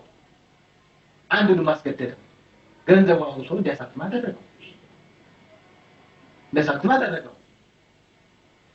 ግን ሲዋልኛ ራሳችን መጣፍ ነበረብን ባይሆን የተጻፈውን እንኳን ደፍተን ማጠራቀምና መሰብሰብ የለብንም አንድ ግለሰብ የሁሉ ሲሰበስብ ምን አይነት ሰው ነው የሰውዬ ምን አይነት ሰው ነው ከሰውዬ ምን መጠቀም እንችላለን ብሎ ያለ ሰው የለም ለምሳሌ አሁን ስለ አምባሳደሮች አሁን የእንጦጦ ተራራ አንድ ፕሮጀክት አለ እዚህ አንድ ጀምሮ የእንጦጦ ተራራ ፕሮጀክት ግን በዚህ ጥናት ተመሰረተ አሁን እንደገና በራሳቸው ስም አቅርበው የአምባሳደሮች መኖሪያ ተቀይሷል። ከዚህ ጽሑፍ የተነሳ ነው ግን እንደሰርት ያለው ግን በሰውየው ስም ላኩ። ሁልጊዜ የሚላከው ጽሑፍ ሁሉ በነሱ ስም ነው። ግን እኔ የምፈልገው ተግባራዊ መሆኑ ነው እንጂ ማን ስራው ማን እንትን ይበለው አይደለም። ለምሳሌ የከተማ ራስ ነው እንጠጡ ከተማ ራስ ስትራቴጂክ ወታደራዊ አመች ቦታ ነው በመሆኑ ነው ሳተላይት የተተከለበት። እንኳንስ በባዕድ እጅ በወገን እጅ መያዝ የለበትም። ይሄ ቦታ አጠናሁ ነው ሄጄ ገበሬ ማህበር እስከ ሁሉ ድረስ ሄጄ ስንት ሰዎች ይኖራሉ በዚህ ቀበሌ የሰጠኝ ቁጥር አለ። ከገበሬ ማህበር የተሰጠኝ ቁጥር አለ። የራሴ የሆነማ ማዘኛ አለኝ ቁጥር ሳስገባ ወደ አይምሮዬ ጠየቁት። ልክ አይደለም ማለት ታዲያ ለእንዲህ አይነት ቁጥር አካፍላለሁ ሌላ ቁጥር ደምርበታል ያለ ሐሰት በእውነት ቁጥር ልክ ነው። ያለ ሐሰት በእውነት ቁጥር ልክ ነው። ይሄን ያክል ሺህ ኢትዮጵያውያን በዚህ ተራራ ውስጥ ይኖራሉ። እነዚህ ኢትዮጵያውያን ከዚህ ቦታ ለማስለቀቅ በኢትዮጵያዊ እጅ መያዝ የለበት ከተማ ራስ ነው። አዲስ አበባ መነገሻ ከተማ እስከ መጨረሻው ድረስ ይዝለቅ ከተባለ ባይባልም አሁንም አመች ነው። የወታደራዊ ስትራቴጂ ቦታ አመች ነው። በባዕድ እጅም በወገን እጅም መያዝ የለበትም። ይሄ ቦታ አመች ነው በጣም የረጅምና የአጭር ፕላን በማዘጋጀት እነኚህ ኢትዮጵያውያን ከዚህ ቦታ ለማስለቀቅ እንዲሁ ሊለቁ አይደለም ካሉበት በተሻለ ሁኔታ እንዲኖሩ ነው። ለማስለቀቅ ስንት ሚሊዮን ብር ያስፈልጋል? ይሄን ያክል ሚሊዮን ብር ያስፈልጋል። ነጮች ባዕዶች ስንት ይኖራሉ በዚህ ተራራ? ይኖራሉ ያለምንም ቅድመ ሁኔታ አይለቁም። ግን አይለቁም። ስንት ሚስጥር አለ ውስጡ። ስንት ወታደራዊ ሁሉ ሚስጥር አለ ውስጡ። እንደውም ሌላ ሁሉ ይሰራበታል። የዓለም የሪሰርች የጥናት ምርምር መሆን ያለባት ኢትዮጵያ ናት እኮ። ያለ አይምሮ ሳይጨነቅ አየር ንብረቱ ያለው እዚህ ላይ ነው እኮ። እዚሁ ነው እኮ ቤተ መጻሕፍት መቀመጥ ያለበት እዚህ ላይ ነው። ነገር ግን ለምሳሌ የፈረንሳይ ኤምባሲ፣ የእንግሊዝ ኤምባሲ፣ የጣሊያን ኤምባሲ፣ የራሽያን ኤምባሲ እዚህ አሉ። ለምሳሌ ምንድነው የሚለው አርስቱ ምዕራፍ 5 ሰ የመጤ ሃይማኖት መሪዎችና ዲፕሎማቲኮች በኢትዮጵያ ምድር የሚኖሩት ከመንግስት በላይ መሆኑን የማይካድ እውነት ነው። እናንተ በመንግስት ደረጃ በግለሰብ ደረጃ ሳይሆን በመንግስት ደረጃ የፈረንሳይ ወይም የእንግሊዝ ወይም የራሽያ ወይም የጣሊያን ኤምባሲ ያህል እንደዚያ ስፋትና ጥራት ያለው ቤተ መንግስት አላችሁ? የላችሁም። የበሬ ግንባር የምታል ያጼ ሚኒልክ ቤተ መንግስት ነው ያላችሁ። የበሬ ግንባር የምታል አሳዛኝ ነው። እነሱ ግን ያዝ ቦታ ተመልከቱ። ላይ ስፋት ያለው የፈረንሳይ ወይም የእንግሊዝ ወይም የራሽያ ወይም የጀርመን ኤምባሲ የቦታ ሲይዘው እንዴት አድርጎ ነው? በግዥ ነው ወይስ በስጦታ ነው? በግዥ ከሆነ በስጦታ ከሆነ የናክል ስፋት ነበረው? ካልነበረው እንዴት አድርጎ ያዘው? ኢትዮጵያ የነበሩበት ማለት ነው። ድምጽ ይገባል። ካልነበረው ኢትዮጵያ እንዴት አድርጎ አስተለቀቀ? አህያና ፈረስ በቅሎ እየሰጠ በመሸንገል ነው? ላምና በሬ እየሰጠ በመሸንገል ነው ወይስ በማስፈራራት ነው? ከነ ማስረጃው እዚሁ ላይ እንዴት አድርጎ እንዳስፋፋ ቦታ ከነ ማስረጃው እዚሁ ላይ። ይህ ቦታ ምን መሆን አለበት? ለምሳሌ ይልና አሁን እኛ የግንባታ ለምሳሌ አንደኛ በኢጣሊያን እጅ ትልልቆቹን የነጠቃቸው ትናንሾቹ ወሱ ታዋቂ እዚሁ ላይ አሉ። ሁለተኛ በፈረንሳይ እጅ፣ ሶስተኛ በእንግሊዝ እጅ፣ አራተኛ በአሜሪካ እጅ። አሜሪካ እንኳን አሁን የገዛው መሸጥም የለበትም። የመንግስት ንብረት ለመንግስት ነው የሚተላለፍ እንጂ መሸጥ የለበትም። የራሱ መንግስት የሆነ የራሱ ነገር የለውም። መሸጥ የለበትም። የህዝብ ነዋ።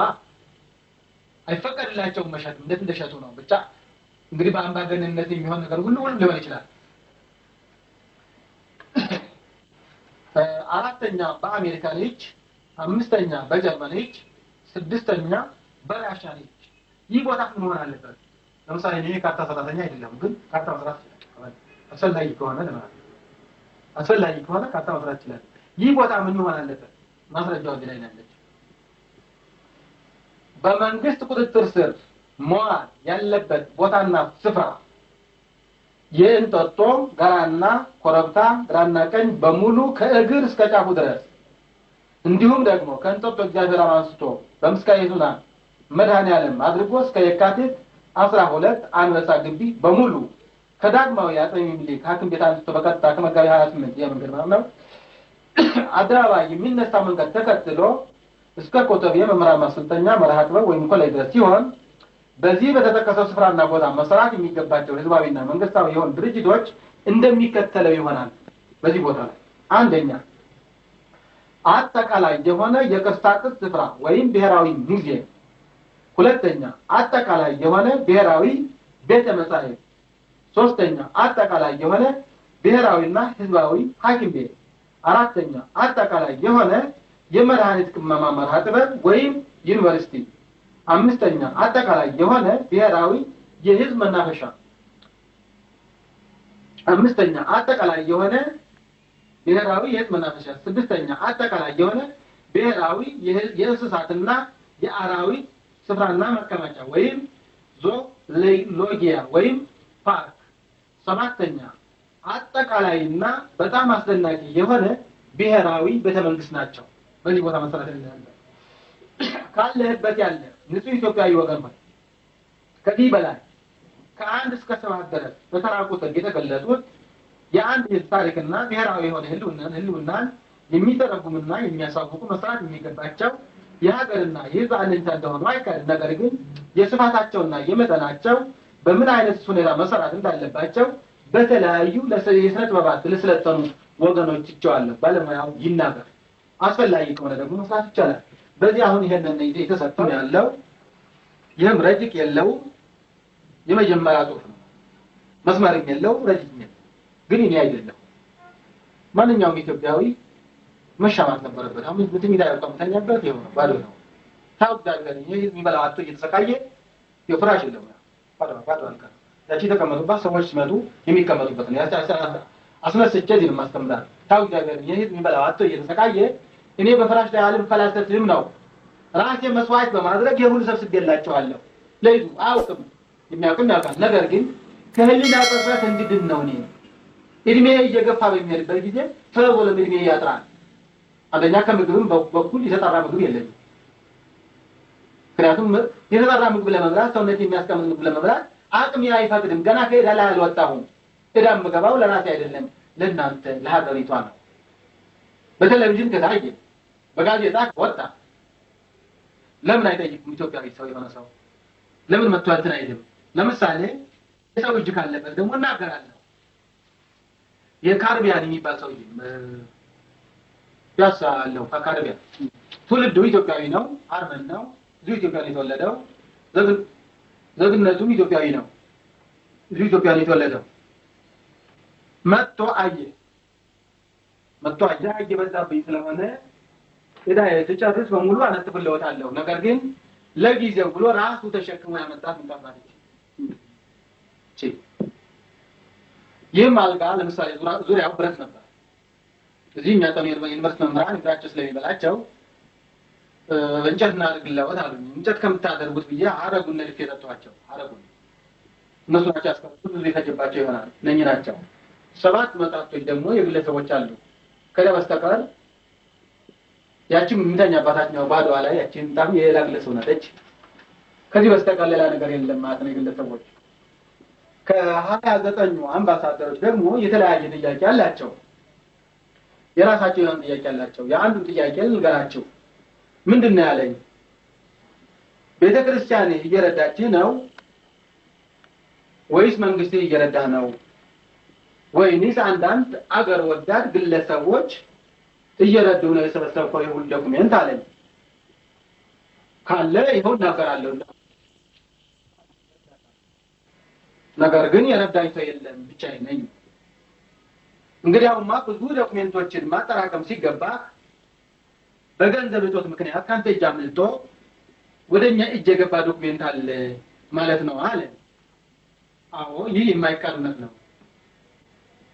የማይቀርነት ነው። አንድ ጥያቄስ ብጠይቅ ይላል እናንተ የምታስቀድሙት ስለራሳችሁ ስለሆነ ጥያቄውን አልቀበልም። ነገር ግን መረጃው ትችላለህ። ካልተቀበልከኝ ለምን ደክማለህ አለ። ከተስማማን ጥያቄው ከተስማማኝ እቀበላለሁ ጠይቀኝ። እንግዲያውስ አለ አንተ እንኳንስ በዚች ሀገር ቀርቶ በእኛ ሀገር ስለሌለ የበለጠ ስራ እንድትሰራ ስለፈለኩ ነው። እሺ ሀገሬ ሳይሆን እዚሁ ሀገሬ ውስጥ ከኔ ኤምባሲ የተመጣጣኝ ትሰራለህ አለ። ከነመኖሪያ ከነመጣጣቶች መጥተህ ከኔ ኤምባሲ ትቀመጣለህ። ለአንተ ምግብ የሚያዘጋጅ በምትፈልግበት አይነት ወይ እቀጥርልሃለሁ። በየወሩ ቤተክርስቲያን መንግስት ከሚከፍሉ 3 እጅ እከፍልሃለሁ ደሞዝ። ዓለምን ትዞራለህ በእኛ ወጪ። ስለ ሀገሬ ስለ ዓለም ጠቃሚ ነው የምትለው ነገር በሙሉ ትሰበስባለህ። ቀደም ሲል የረሳሁት ነገር አለ። ለጊዜው 285,000 የአሜሪካን ዶላር ካሽ እከፍልሃለሁ ነው ያለ። ከዛ በኋላ ከኔ ኤምባሲ ትመጣለህ፣ ደሞዝ ከ3 እጅ እከፍልሃለሁ፣ ዓለም ትዞራለህ። ስለ ሀገሬ ስለ ዓለም ጠቃሚ ነው የምትለው ነገር በሙሉ ትሰበስባለህ፣ ትጽፋለህ። ነገር ግን አንተ አርጅተህ ከዚህ ዓለም በምታልፍበት ጊዜ ንብረቱ ለሀገሬ መንግስት ውርስ ነው። ቅድም አላልኳችሁም ወይ እናንተ የምታደሉት ስራ ራሳችሁ ነው ብዬ የለም ወይ? እኔ ብዙ ንብረት ካጠራቀምኩ በኋላ ብዙ መጽሐፍ ከጻፍኩ በኋላ እኔን በመርዝ አስወግደ የሁሉ ሀብት ልትረከብ ነው? ሞኝን ፈልግ። በዚያውስ ላይ አንተ የተፈጠርከው ትናንት ነው። ከኔ በኋላ የተፈጠርክ ሰው ስለ ሀገሬ ስለ ወገን ስታስብ ካንተ በፊት የነበርኩ ኢትዮጵያዊ ስለ ሀገሩ ስለ ወገኑ አስብ ብለህ እንደተገመትክ ከሀገርና ከወገን ፍቅር የተነሳ ነው እኮ ጾም ያድሬ እነኚህ ዶክሜንቶች በሙሉ የሰበሰብኳቸው ነው የኔ መልስ። አሁንም ሌላ መልስ ይሰጠኛል። ስማ አለኝ፣ ሀገሬ እኮ ሰው የላትም። እነኚህ ዶክሜንቶች በሙሉ የሰበሰብካቸው ከኛ ወኪሎች የተረፈውን ነው። በተኪያ ያላቸው ታፈይ ናቸው። አሁን ለምሳሌ የሚተባቸው ከኛ ወኪሎች የተረፈውን ነው። እንኳንስ በጽሁፍ የሰፈረ ቀርቶ በዓለም የሚለጠፍ ረክላም የሚሰበስብ ቡድን አለ። መጽሐፍቶቹ የጻፉት ሰዎች ወይም ሊቃውንቶች ሞተዋል፣ የሉም። መጽሐፍቶቹም እርግጠኛ ነኝ ከ5000 ኮፒ ከውድነታቸው የተነሳ ከ5000 ኮፒ የበለጠ አልተጻፉም። አሁን አንተ ነገ ጠዋት ስትሞት ወገኔ ተመልሶ ልሸጠው ነው። ከተለያየ መንግስታት እጅ ገብቶ ታሪካችሁ ከሚበላሽ በአንድ መንግስት እጅ ሆኖ የእናንተ ታሪክ እንዲያንጸባርቅላችሁ ብዬ ነው ያለ። ነገሩ እውነት ነው፣ አይካድም። ነገር ግን መልስ መስጠት አለብኝ። ስማ አልኩት፣ ወገኔ እንኳንስ መሸጥ ማገዶ ያድርገው እኔ ግዳጅ ተወጥቻለሁ። ከ5 ደቂቃ ካሰበ በኋላ እውነትም ይቻገር ሰው አላት ማለት ነው ያለ። እውነትም ይቻገር ሰው አላት ማለት ነው ካለ በኋላ ምን ልርዳት እንደገና ምን አለኝ፣ ረዳት ታታገኝ ይሄን ያክል ዶክመንት በርግጥ ያመለጠኝ የዚህ ሰዓት እጅ ነው። እጅ ከማለት የተነሳ የዚህ ሰዓት እጅ አምጥቶ አቅሜ የሚፈቅድልኝ ገንዘብ ይኖረኝ ምን የበለጠ ተሰበስብላችሁ ይችላል ነበር። ያሁንም በአሁኗ ደቂቃ የሚያመልጠኛል። ከዓለም የወጡ መተኪያ የሌላቸው መጽሐፍቶች የሚመጡ አሉ። እንደገና የማይሸጡ በሌላ ግለሰብ የማይሸጡ ዶክመንቶች አሉ። እነኛ ሁሉ ማስተዋወቅ ይችል ነበር።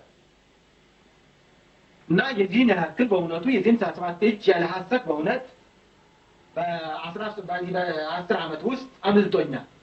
ይሄ በ10 ዓመት ነው የተሰበሰበ ማለት በአንድ ግለሰብ ደግሞ ነው። በአንድ ግለሰብ ደግሞ ይሄ ከተሰበሰበ ረዳት ባገኝ የበለጠ አምልጦኛል ማለት ነው። በእርግጥ ነው። እና ረዳት ሳይኖር ይሄን ያክል የሰበሰብኩ ስለሆነ ረዳት ቢኖር የበለጠ መሰብሰብ ስለምትችል ከኔም ባስመጣ ዳታ ጠይቀኝና እስከ 1 ሚሊዮን የኢትዮጵያ ብር ድረስ ጠይቀኝና ሰጣለሁ። አሁንም ከፍተኛ ሚስጥር ነው። የምትሰጠኝ ገንዘብ ፈርሜ ነው ሳልፈርም የሳትፈርም አይታወቁት አለ። የመንግስት ገንዘብ ፈርመህ ነው እንጂ መንግስት ይጠይቀኝ ታልኩ። እንግዲያውስ ዶላር እንዳልሽሽ ሞኝ እንፈልግ አንድ የተማረው ነው ሰው ኢትዮጵያ እየረዳ ነው። ይሄን አክል ዶክሜንት የተሰበሰበ ስለሆነ መታችሁ ውልትል ለመንግስት ጋዜጠኛ ሊመጣ ነው፣ ፊልም ቀራጭ ሊመጣ ነው፣ ፎቶግራፈር ሊመጣ ነው ማለት አልችልም። ንብረቱ እንኳን መውሰድ ባትችል ከስንት ዘመን የፈጀብኝን ድካም ታሪኩን ላንተ ሸጥኩ ማለት አይደለም ወይ? አንተ ተሸለምክብኝ አይደለም ወይ? ሞኝን ፈልግ ነው። በምን ደረስክበት? አንድ ግለሰብ ይሄን እንዴት መሰብሰብ ቻለ? ባይሆን ታሪኩ እንኳን የኢትዮጵያ ንብረት ሆኖ እንደ ያንተ ንብረት ሆኖ ያንተ ንብረት ሆኖ የበለጠ ታሪኩ በእኔ እጅ እንዲሆን ብዬ ነው። ትናንትና ተፈጠረ እንደደረስክበት አንተስ ያለምንም ቅድመ ሁኔታ ያለምንም ፍርማ ስንት ልትረዳት አላደርግልህ አለኝ። ባይድነህና ካንተ 05 ዓመት አልፈልግም መጥተህ ስላየህልኝ ብቻ በሺህ የሚቆጠር ገንዘብ እንደሰጠኝ ቆጥረዋለሁ ነው። እና አሁንም ብዙ መስራት ይቻላል። ያ ሁሉ የተደበቀ ነገር ሁሉ ማስረከብ ይቻላል። ኢትዮጵያዊ ሰው ካለ ማለት ነው። ግን አሁን የመጨረሻ ተስፋ የመጨረሻ ህቅታ ነው የደረስኩ ሰው አለመኖሩን ነው። ለምሳሌ አሁን የመጽሐፍ የጻፍኩት እኔ ነኝ። ይሄ ለዚህ መንግስት ከጻፍኩት 3000 መሸኛው ብቻ ነው። መሸኛው ይሄ ከሆነ የዚህ 12 አለ ማለት ነው። በጠቅላላ በተለያዩ ቋንቋዎች የጻፍኳቸው በእጅ በተለያዩ ቋንቋዎች የጻፍኳቸው እስከዛሬ ድረስ 48 ናቸው። 48ቱ እዚህ ላይ የሉም። ውጭ ሀገር ላይ ናቸው። በአደራ ስማቸው የሚገኙ ለማምጣትም ፈቃደኛ አይደለም። አልፈቅድም። ለዚህም ዋስትና የለው። እኔ ማለት ዋስትና የለኝም። በደመ ነፍስ ነው የምንኖረው ማለት ዋስትና የለም። ለምሳሌ አሁን ይሄ ዲዛይን እኔ ነኝ የሰራሁት። ማንሳት ይቻላል ለአንድ ጊዜ ይታያል። ለምሳሌ ይሄ ዲዛይነር አይደለሁም በመሰረቱ። ነገር ግን የዚህ አይነት ሐሳቡም የለውም። ሐሳቡ መንፈሱ የለውም። ለምሳሌ በዓለም የራሱ የሆነ ዲዛይን አለው። በሀገር ደረጃ በቤተ ክርስቲያን ደረጃ ሳይሆን ለምሳሌ የጣሊያን ዲዛይን አለ፣ የፈረንሳይ ዲዛይን አለ፣ በጨርቅ የሚታተም የሚሰራ ማለት ነው። የጀርመን የየሀገሩ የራሱ የሆነ ዲዛይን አለው። የኢትዮጵያ የሚል ዲዛይን ግን በሀገር ደረጃ እስከዛሬ ድረስ አልነበረም። እና ማሽኑ ጨርቁን የምንሰራው እዚሁ ነው። ከጀርመን አስመጥቼ ማሽኑ የሚታተመው ግን አቃቂ ነው፣ አይለቅም። ለምሳሌ ከዚህ ላይ ስነስክለት አለው። እዚህ ላይ ስነስክለት አለው። ጨርቁ ወፍራም ሳቲን የተባለ ጨርቅ ነው። ወፍራም ስለሆነ ዋጣው ለማስተለ ከዚህ ይሻላል ማለት ነው። ጨርቁ ከዚህ የተሻለ ጨርቅ ነው። ሳቲን የተባለ ነው። ወደ 45 ብር ደርሷል ሜትሩ፣ አንድ አይነት ቀለም። አሁን ለምሳሌ እነኚህ ለማስተካከል የፈጀብን ዘመን 4 ዓመት ነው። ዲዛይነር አይደለም 4 ዓመት የፈጀብን። አሁን የራሱ ተቆራርጦ ሸክላ ይሆናል። ባለቀለም ሸክላ ለእናንተ ተቆራርጣ ሞሳይክ ይሆናል። ምንጣፍ ይሆናል። ያው ዲዛይን ተብሎ ምንጣፍ ተሰርቶበት ምንጣፍ ይሆናል። ፕላስቲክ ይሆናል። የማይሆነው ነገር የለም። እንደገና 12 አይነቶች አሉ ለእንደገና የሚገቡ ወደፊት። አሁን የኢትዮጵያ ዲዛይን ተብሎ በዓለም ተመዝግቧል። የኢትዮጵያ ነው ባይባልም ራሱ ይመሰክራል የኢትዮጵያ መሆኑ። ምክንያቱም በዓለም የማይመሳሰል ነው። አሁን ለምሳሌ አርማ ወደ ታሪክ ለወጥኩት ወደ ሲል ለወጥኩት ታሪኩን ነው አምጥቼ ለወጥኩት። የተቀረጸው ላላይ ግብጽ ኑቢያ ነው የተቀረጸው። የታወት ማሰረቅ ፕላን የመጣው ያቺ ታወት የጽዮንን ለማግኘት ነበረ። ያገኙት አልቻሉም። ኢትዮጵያውያን የምናምነው ይሄ ነው። ታወት የሚባለው ይሄ ቅርጽ ነው። ራሱ በስፍር ነው። የሐረጉ ሁሉ ከዚያ የተሰራ ነው። ሐረጉ ይታይ ከሆነ እና የምንሰግደው ለእነኚህ ጽሁፎች ነው። በቃ ከላይ 10ቱ ቃላት የሚባሉት እነኚህ ናቸው። 10ቱ ህግጋት ቃላት 10ቱ ቃላት። ይሄ አልፋ ነው። ቀዳማዊ ማለት ነው አልፋ። እዚህ ላይ ወኦ ማለት ነው። ወኦ አለ። ዳህራዊ ማለት ነው። እዚህ ላይ አይታይም። ቤታ የሚባል አለ። ከዛም የውጣ የሚባል አለ። አሁን ከዚህ መስቀል ላይ ልናገኘው ነው። እዚህ መስቀል ላይ አለ። ለምሳሌ ይህም ሐረጉ ያወጣሁት እኔ ነኝ። ቀራጡ ሌላ ነው ግን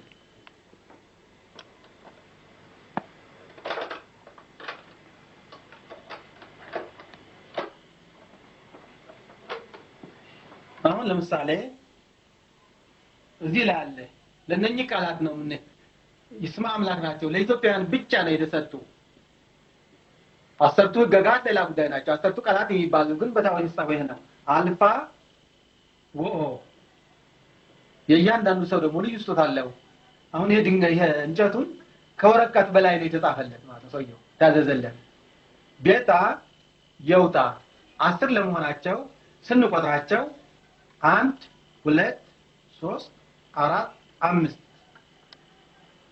6 7 8 9 10 እና የኢትዮጵያ ቤተክርስቲያን እንደሌላው ቤተክርስቲያን ወይ እንደታወት የሮማውያንም ሆነ የግሪኮች ለታወት ነው አጥንት ላይ ያለበት ይሄ ነው። ይሄ ታወት መድኃኒዓለም የሚባለው ይሄ ነው። የመድኃኒዓለም ታወት የሚባለው ይሄ ነው።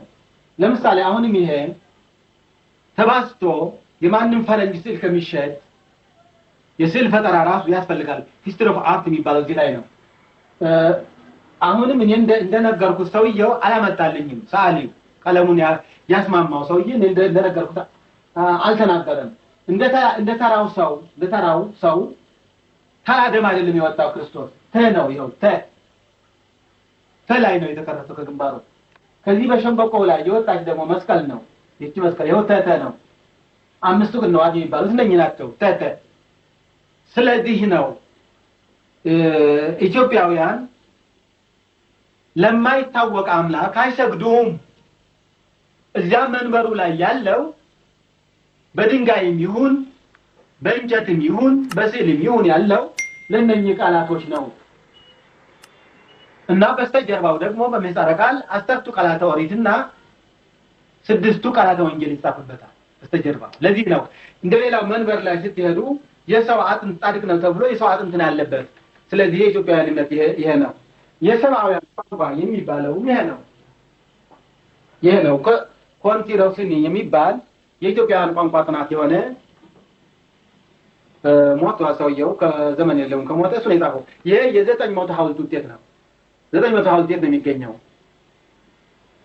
ይሃ መተራ፣ አክሱም፣ ኳቲት፣ የመን፣ ኢራን፣ ኢራቅ፣ ሶሪያ፣ ጆርዳን፣ ሊባኖስ፣ ፓለስቲን ይህንን ሐውልት ያስተከሉ ኢትዮጵያውያን ናቸው። ከክርስቶስ ልደት በፊት ነበሩ የፋርስ ባቢሎን ነገስታት። ከክርስቶስ ልደት በፊት 450 ናቸው ገናናዎቹ። ከ450ዎቹ 250ዎቹ በቁሙ ኢትዮጵያውያን ናቸው። አሁን ለምሳሌ በዚህ ሐውልት ተከትሎ ብዙ ዶክመንቶችን ማግኘት ይቻላል። የተቀበለ ይርቀህ ያህል እዚህ ለማስቀመጥ ፈልጌ ነው ጽሑፉን ለማየት። ይሄ የምታየው በሰብአውያን በጥንቱ ቋንቋ ነው። በሰብአውያን ቋንቋ ይሄ ቋንቋ ቢታወቅ ኑሮ ኢትዮጵያ አይደለችም ተዘርፈን ነበር ማለት ነው። ነገር ግን ይሄ ቋንቋ እስከዛሬ ድረስ በተወሰኑ ሰዎች በሚስጥር ከሚነገር በስተቀር የሚያውቀው ሰው የለም። ለምሳሌ ዳሽ አለ አልፎ አልፎ እዚህ ከሐውልቱ ስለተሰበረ ኮፒ ነው ያደረገው ይሄ ዳሽ። እኔ ግን ልሞላው እችላለሁ ቃላቱ ልሞላው እችላለሁ። የዳሽ የሆነው ነገር ልሞላው እችላለሁ። ለምሳሌ የዚህ ቋንቋ ህግ አለው። ህጉ 4 ናቸው። አሽማል፣ ናሽባል፣ ፈሩዋ፣ ራህዋ ናቸው። እነኚህ ሲተነተኑ 48 ይሆናሉ ማለት ነው። እነኚህ 48 ካወቀ ይሄንን ቋንቋ ያውቃል ማለት ነው።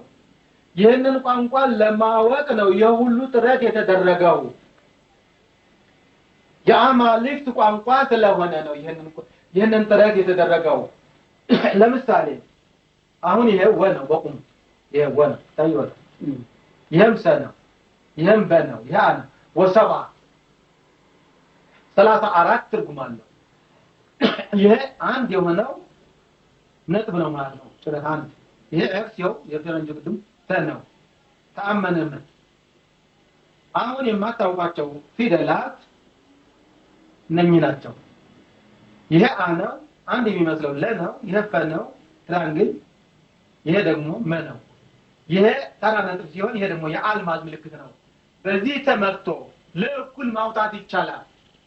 ለምሳሌ አንዱ የመካከለኛው ምስራቅ ንጉስ ሲሞት በዚህ ይመረጣል። አንድ ንጉስ ወደ ኢትዮጵያ ወኪል ነው የሚሄደው። በዚህ ተመርጫለሁና ሽሞቴን አጽድቅልኝ ይለዋል። ይህንን ቃላት ይጥፍና ሽሞቴ ጸድቆልሃል። በመሃል ከተማ ላይ ከሐውልት ላይ ትቀርተዋለህ። ከሐውልቱ ወደ ግራ ወደ ቀኝ ብዙ ነው። ይህን ያክል ጫማ ሂደህ ይህን ያክል ጫማ ጥልቀት ቆፍረህ ለኢትዮጵያውያን በአመት 2 ጊዜ አልማዝና እንቁ መገበር አለብህ ይለዋል። ያ የተገበረ ለእኩል ማውጣት ይቻላል። አሁን በዚህ መጽሐፍ ተመስርቶ ታዲያ ፈረንጆች ለመተርጎም ሞክረዋል። በኃይል ከዚህ ከድልማን መጽሐፍ በማየት ያልጣሩት ጥረት የለም። ነገር ግን ህጉ ስለማያውቁት ማወቅ አልተቻለም። ለምሳሌ ይሄ በረክ ነው። በረክ ባረከ ብሎታል። ለማዋቅ እንቶታል። ግን ትርጉም ማግኘት አልተቻለም። ከድልማን መጽሐፍና ከተለያዩ መጽሐፍቶች በማየት ነው ለመተርጎም እንትን ያሉት። ለምሳሌ አሁን ይሄ በረር ነው። ይሄ በርመ ነው እና ንባቡ ለምሳሌ ይሄ በርገ ነው። ለምሳሌ አሁን ይሄ ማይበልም ብለው ታየ መሐለ ነው እና ሊያውቁት አልቻሉም።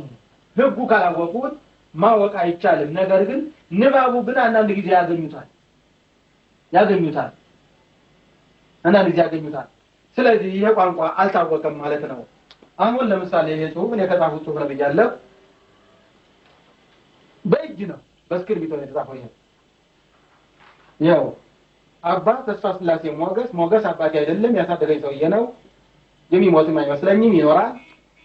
አባ ተስፋ ስላሴ ሞገስ አርዕስት ነፃነት የእናት ሀገር መሰረት ነው አርዕስቱ። መልእክት አንደኛ ጥራት በዚህ አይነት ሁኔታ ነው በዚህ አይነት ሁኔታ ነው የሁሉ በእጅ ጽሁፍ ላይ የሚቀረጠው። በዚህ አይነት ሁኔታ ነው በማሳት ያው የቁጥር በተራሱ ቁጥር ነው። ከነጩ ፊደል ይበቃል። ለምሳሌ አርዕስት እዚህ አለ። የሁሉ አርዕስት ነው። ማውጫም ሁሉ አለው። ጉዱ ተወለደ ጨለማ ብርሃን ሆነ። 3000 ገጽ አርዕስት እንኳን ማፍለቅ የማይገናኝ ቀላል ነገር አይደለም። ስለዚህ እኔ አይደለሁም ሌላ ኃይል ነው የሚሰራው ማለት ነው። መልካም ገበሬ ከተገኘ ዘሩ ነው። እስኪ ደግሞ የአካምን ታሪክ እንመልከት። የመታወቂያ ካርድ ታሪክ ጸሐፊና ወታደር ይፈሩ ዘንድ አይገባም። መልስ ለማይሰጥ አምላክ ፈሪ ሰው የሁለት ዓለም ስደተኛ ነው። እውሩን ቢመራ ውጤቱ ሞት ነው።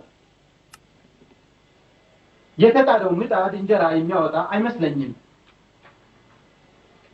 ምዕራፍ 2 አልፈን የምናነበው በማንበብ አይቻልም። እናት ሀገርና ወገን ከህግ በላይ ናቸው። ሀገርና ወገን ህግ አያስፈልግም፣ ከህግ በላይ ናቸው።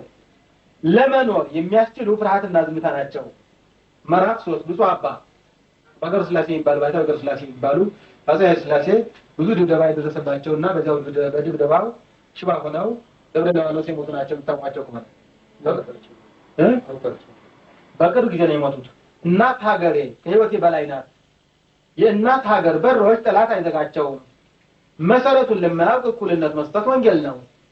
ኤርትራና ኤርትራውያን ኢትዮጵያ ካልሆኑ ታዲያ ማን ነው ኢትዮጵያዊ? መሪዎች የሰውን ስም ወጣ ይፈሩ ዘንድ አይገባም። በእናት ሀገሩ የማያምን ሰው በህይወት አይኑር፣ አሁንም አይኑር። ይቅርታ፣ የአሁኑ ኢትዮጵያዊ ለማኝ ነው። በምድረ ገነት ተቀምጦ የሚለምን ኢትዮጵያዊ ለማኝ ነው። እነሱ ናቸው ግን እና አሁን ለምሳሌ ከዚህ ላይ መጽሐፍ ውስጥ ይሄን እንደሆነ በተለያየ ምዕራፍ ነው ያስቆጠቆጡት። የኢትዮጵያዊ ስዕል አለበት፣ የኢትዮጵያ ህንድን አለበት። እያንዳንዱ ምዕራፍ በእንዲህ አይነት ሀረግ ነው ያስቆጠቆጡት። እያንዳንዱ ምዕራፍ እና ይሄ ሰውዬ የኢትዮጵያውያን ፍጹም ጠላት ነው፣ የኢትዮጵያውያንም ፍጹም ወዳጅ ነው። አንዱ ሰው ሁለቱም መሆን ይችላል። ለምን? ፍጹም ጠላት የሆነበት ምክንያት ኢትዮጵያውያንን በመጥፎ አሟሟት እንዲገደሉ ስለፈረደ ነው። ጁ መጽሐፍ ላይ አለ። ጁ መጽሐፍ አደጋዳ እንዴት ነው እቺ ሀገር መውረስ የምንችለው ይላል። ሀገሪቷ በተለያየ ማዕድን የበለጸገች ስለሆነ በተለይ ድንጋዮችን ሰብሰቦችን በድንጋይ እያንዳንዳቸው ሰዎች ድንጋይ እያሸከምን ወደ መርከብ እንሄዳቸዋለን። በድንጋዩ በገመድ ላይ እያሰርን ወደ ባህር እንጥላቸዋለን። ለጥይት እንኳን ቢሳሳ በሀገራችን የተሰራ ጎራዴ ወይም ጦር በዛ እንድንገደል እንኳን መፍቀድ ነበረበት። ግን ከነነፍሳችን ወደ ባህር እንድንጣልና የአሳ ምግብ እንድንሆን ነው የፈቀደው። በዚህ አይነት ሆኖ ኢትዮጵያን ለማውረስ ነው። በዚህ አይነት ጠላትነቱ በጣም የረቀቀ ሲሆን እውነተኛነቱ ደግሞ ኢትዮጵያ ስለጠናልን ነው። ስለራሱ ሳይሆን ስለኛ ነው።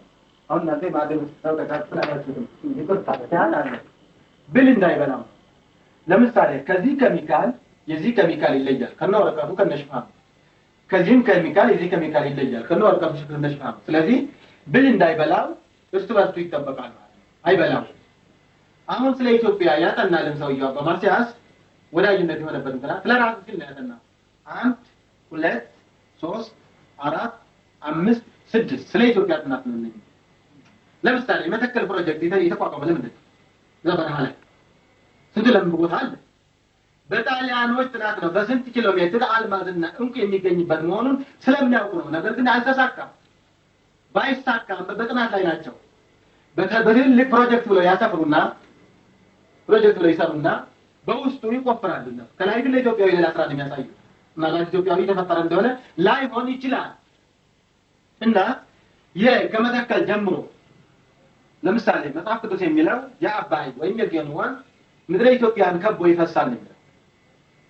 አሁን ግን አይፈስም። ከጊዜው ብዛት መሬት ከፍና ዝቅ ከማለቱም በላይ አባይ ይሄድበት የነበረበት ቦታ በባህር ስለተከበበ በባህር ስለተያዘ አሁን አባይ የሚሄደው ጎጃምንና ከወለጋ ጨረፍ አድርጎ ነው የሚፈሰው መሬት ከፍና ዝቅ ከማድረጉ ጋር የተነሳ እና ግን 2900 ማይልስ ተይዞብናል መሬት በባህር መካከለኛው ምስራቅ የነበሩ ሰዎች ለምሳሌ ፈረንጆች ፋብሪካ በሚሰሩበት ሰዓት ባህሩን እያሸሹ ነው ያ ባህር ቀስ በቀስ እየሄደ ሌላ መሬት ነው የሚይዘው መካከለኛው ምስራቅ ያሉ እነ ቆጵሮስ እነ እስራኤል በዛ ከሰው ነበር እስራኤልማ አንደኛ መሬት የምታስፋፋና ራሷ ባህሩን እያሸሸች እና ከሰሱ ተከላከሉ ነው የተባለው 2900 ማይልስ ነው ያዘብኝ ባህር እስከ 78 እንደ ፈረንጆች አቆጣጠር ድረስ ከዚህ ወዲህ ደግሞ ብዙ ተይዟል ማለት ነው አባይ ይሄድበት የነበረ ቦታ ነው ታዲያ የሰው እንደዚህ ይቀየሰልን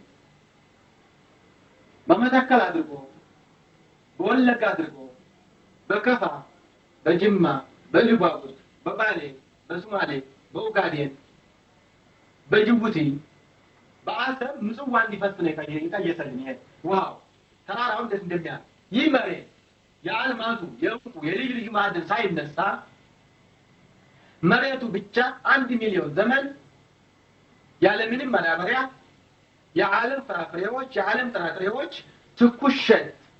ትኩሸት ለዓለም ሕዝብ ማቅረብ እንደሚችል ከመግለጽም በላይ ለምሳሌ ነዳጅ እዚሁ እንዳለኝ በቅርቡ ለምሳሌ ሳውዲ አረቢያ መሬቱ እንደዚህ እንግዲህ እናንተ እዛው ከተላ መሬቱ እንደዚህ እዚህ ላይ ማውጣት ይቻላል የሌለን ሰው ነው ከዚህ ንፍጠራው ሰው የሳውዲ ሀብት ነው ሰው ነው ለምሳሌ ውሃ እንኳን አሁን ለምሳሌ የሶ ውሃ እዚህ ቢቆፍሩ ሜቴ ጎን ለጎን እዚህ ቢቆፍሩ ውሃው ይመጣል እሱ ግን ከውሃው ላይ ዝቅ ብሎ ከዚህ ላይ ከናንተ ትንሽ ዝቅ ብሎ 1 ሜትር ቢቆፍር የናንተ ይቆምና የሱ ውሃ ይሆናል ማለት ነው ይመጣል ማለት ነው ለምሳሌ ሳውዲ አረቢያ አረቦች በሙሉና የባህር ኤርትራ ያለው በሙሉ እስከ ፖንቲ ድረስ ያለው እንደዚህ ነው ይሄ ነው ያ መሬት አለው እዚህ በነሲም እንዲሁ ቢቆፈር ይላል ሰው በነዚህ የነኛ ይቆምና እዚህ ላይ ይመጣል ግን አውጪው ግን ኢትዮጵያዊ ሊሞን አለበለዚያ አወጣላችሁ ነዳጅ አለ እየተባለ ይህ ሁሉ ወጪ ለምን ይደረጋል ላይ ወጣ አይፈቅዱማ ነኛ ሰዎች አወጡማ በዚህ መጽሐፍ ተመርተው ይችላል ተጠቅሞ አለባችሁ ማለት ይችላል ኢትዮጵያዊ ካለ ማፈቀድ ይችላል ለምሳሌ ይሄን ባይሆን አሁን ወደፊት ያለው ማዕድን አሁን ወደፊት ያለው ገና ህንጻ ሲወጣ ገና ወደፊት ያለው ተአምር ሲወጣ ኢትዮጵያ ከሰው በላይ ስንት አልማዝ ስንት እንቁ ይኖረዋል የተመንግስት ነው በሙሉ አሁን ለምሳሌ ግብጽ ሀውልት የለች አንድ ሰበራ ሀውልት ብቻ ነው ያለች ከግብጽ የተወሰደ ሀውልት ማለት የቆመ ሀውልት ነው ከፒራሚዱ አይደለም 27 ሮማ ከግብጽ የኛ የአክሱም ትልቁ ሮማ እንደገና ከግብጽ የተወሰደ ሀውልት 13 እንግሊዝ ነው እንደገና ከግብጽ የተወሰደ ሀውልት 5 ፈረንሳይ ነው እንደገና ከግብጽ የተወሰደ ሀውልት 4 ጀርመን አለ እንደገና ትልቁ ተሰበረው ትልቁ ሀውልት አሜሪካ ነው ተረጋግነው 3 አሜሪካን ሀገር አለ አሁን ግብጽ ምንም ነገር የለም ሬሳውን ተወስዷል ምንም ነገር የለም አረቦች በ1900 ከክርስቶስ ልደት በፊት በባርነት ከየመንና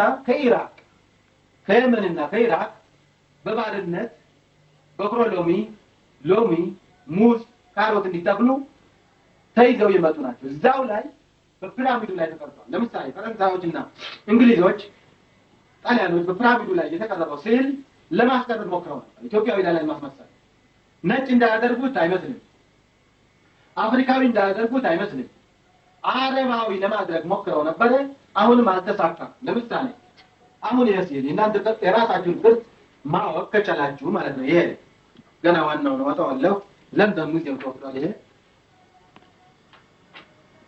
ማለት ይሄ ነው ታያለ ታያቻ ስሉ በኢኮኖግራፊ ወይ በስዕል አማካኝነት ስታዩት ማለት ይመስላል ነጭ አይመስልም ጨርሶ ከነወዙ እንዳለ ነው ይሆን በአልማዝ ነው የተሰራ ለምን ሙዚየም ነው ያለው አፍሪካዊ አይመስልም ከነወዙ አረባዊ አይመስልም ከነወዙ መካከለኛው ምስራቅ የሩቅ ምስራቅ ሰዎች አይመስልም ከነወዙ ኢትዮጵያውያን ናቸው የኢትዮጵያዊ ነው ራሱ ዋናው ኢትዮጵያ መሬት ውስጥ ስላለ ይሄ ራሱ ማውጣት ይቻላል ቅርንጫፉ ነው የተወሰደው እንደገና ለምሳሌ እነኚህ ለንደን ሙዚየም ተወስደዋል ይሄ ራሱ ክሌዎፓትራ ነው የሚባል ግን ውሸት ነው ኢትዮጵያዊ ነው እንዳይ መስራት አይችሉም እነሱ በሰዓት አልነበሩ ክሌዎፓትራ ከግሪክ የመጣች ነው አይደለችም ኢትዮጵያዊ ናት ፈርዖኖች በሙሉ ኢትዮጵያውያን ናቸው። ለምሳሌ አሁን እንደገና እዚህ ላይ እየመጣን እንደሆነ ከነምስሉ የኢትዮጵያዊ ነው የአለ አሁን ማውጣት ይቻላል። ሰው ካለ በሌጅ ነው ያለው ማለት የሚናገር የት ቦታ እንዳለ ትልልቁ የኢትዮጵያዊ ነው። ውርድ ነው። ግብጽ የነበረው በሙሉ ለንደን ሙዚየም ተወስዷል። ለንደን ሙዚየም የምታገኘው ለምሳሌ ይሄ ሲሆን ዋናው ሚስጥሩ ደግሞ ሐውልቶቹ የት ቦታ እንዳሉ የምትናገረው ሚስጥር እዚህ ላይ ነው ያለችው። ይሄው እጅን አጥንተው ክቡር ድንጋይ ነው። ኢትዮጵያ ውስጥ ነው የሚገኘው። ወዛ ከአልማዝ ከእንቁ በላይ ነው ማለት ክቡር ድንጋይ ይታያችኋል። የክቡር ድንጋይ ከአልማዝም ከእንቁም በላይ ነው የሚገኘው ኢትዮጵያ ውስጥ ነው። ወዛ ለምሳሌ አሁን ይሄ የኢትዮጵያ ፊደል ነው ተወስዶ እቺ እንስሳት ጥንዚዛ ናት ታውቃላችሁ። በመስከረም ወር የሰው ሰገራ የከብት ሰገራ እያደበለበለች የምትገፋ ነው። ያ የምታደበለበለው ይበቅላል ተወሰነው ወዲያውኑ ስር አለው ከዳት ወዲያውኑ የበላ ሰው ፈላስፋ ይሆናል። ለምሳሌ አሁን ከወሎ የመጣው ልጅ እንዳውቀ ካለ ያለ አግባብ ስለበላ ነው ሳውቅ ነው በልቶ ወይ ሞተ ጠጥቶ ይሆናል። እንግዲህ ምንም አያውቁም ስንት ቢሊዮን ስንት ትሪሊዮን በደቂቃ ማካፈል የሚችል ልጅ ነው ያ የጽናት አባል ሄል እና ውቀቱ የሚተላለፈው ከሰው ልጅ ግን በወተት አማካይነት ከብቶች ስለሚበሉት በስጋ አማካይነት ወደ ሰው ልጆች ይተላለፋል። አሁን እቺ ያዘችው የህይወት ምልክት ነው ያላት ውስጧ ለሲምቦል ኦፍ ላይፍ ነው የምትባለው። ራሷ ተዘጋው መምራት ትችላለች ከሌላ ጥበብ ጋር ተዋህዳ። ለምሳሌ አሁን ራሱ ሐራቤ ነው ፊደሉ ራሱ የኢትዮጵያ ፊደል ነው ሐራቤ ነው። ከዚህ በላይ ደግሞ ሀገዝ ነው። አሁን እዚህ ላይ ቶ ለሲምቦል ኦፍ ላይፍ የህይወት ምልክት የሚባለው ታይወታል። ቶ አለ ይቆም ቶ እዚህም አለ ቶ። አሁን በዚህች አማካይነት በዚህ ጥንዝ አማካይነት ከአንድ ጋር ሆኖ ጥበቡ ያለበትን መናገር ይቻላል። በሙሉ ጥበቡ ማውጣት ይቻላል ማለት ነው። እና እኔም ብጽፈው ታዲያ ከዚህ ተነስቼ ለምሳሌ እንዴት ነው የምጽፈው?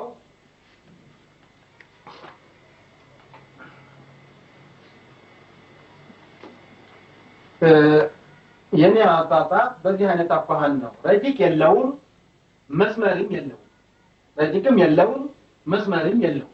ስለዚህ ሰሪውን አይደለሁም ማለት ነው። የምጽፈውም በራሴ እንግሊዝኛ ነው። ለዚህ በራሴ እንግሊዝኛ ማለት አሁን እኔ ብሞት የጽሁፍ ከባይድም ከወገን እጅ ቢገባ ፈረንጆች እኛን ያስተማርነውና እኛን የጻፍነለት እንዳይሉ ከነሱ የማይወጣ እንግሊዝኛ ነው። ከነሱ የተሻለ እንግሊዝኛ ነው።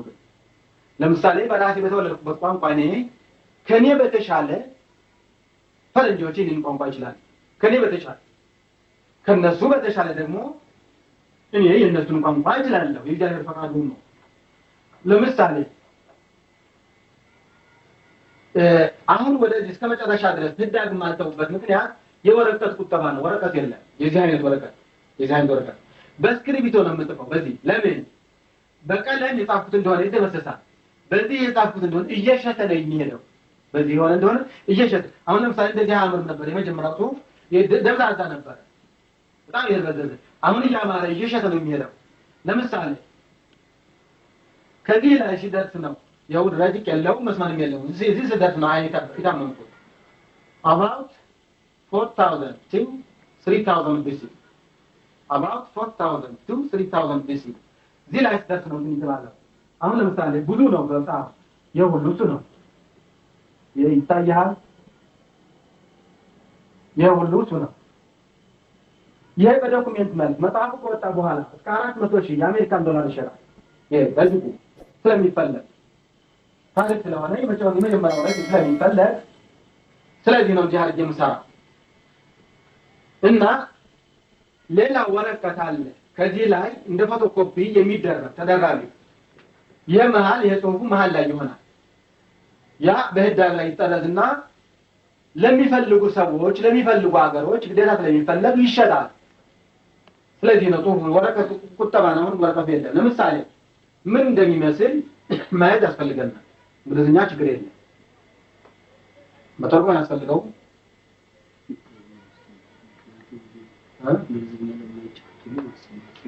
ለምሳሌ last 100 days of the Pharaoh Tutankhamun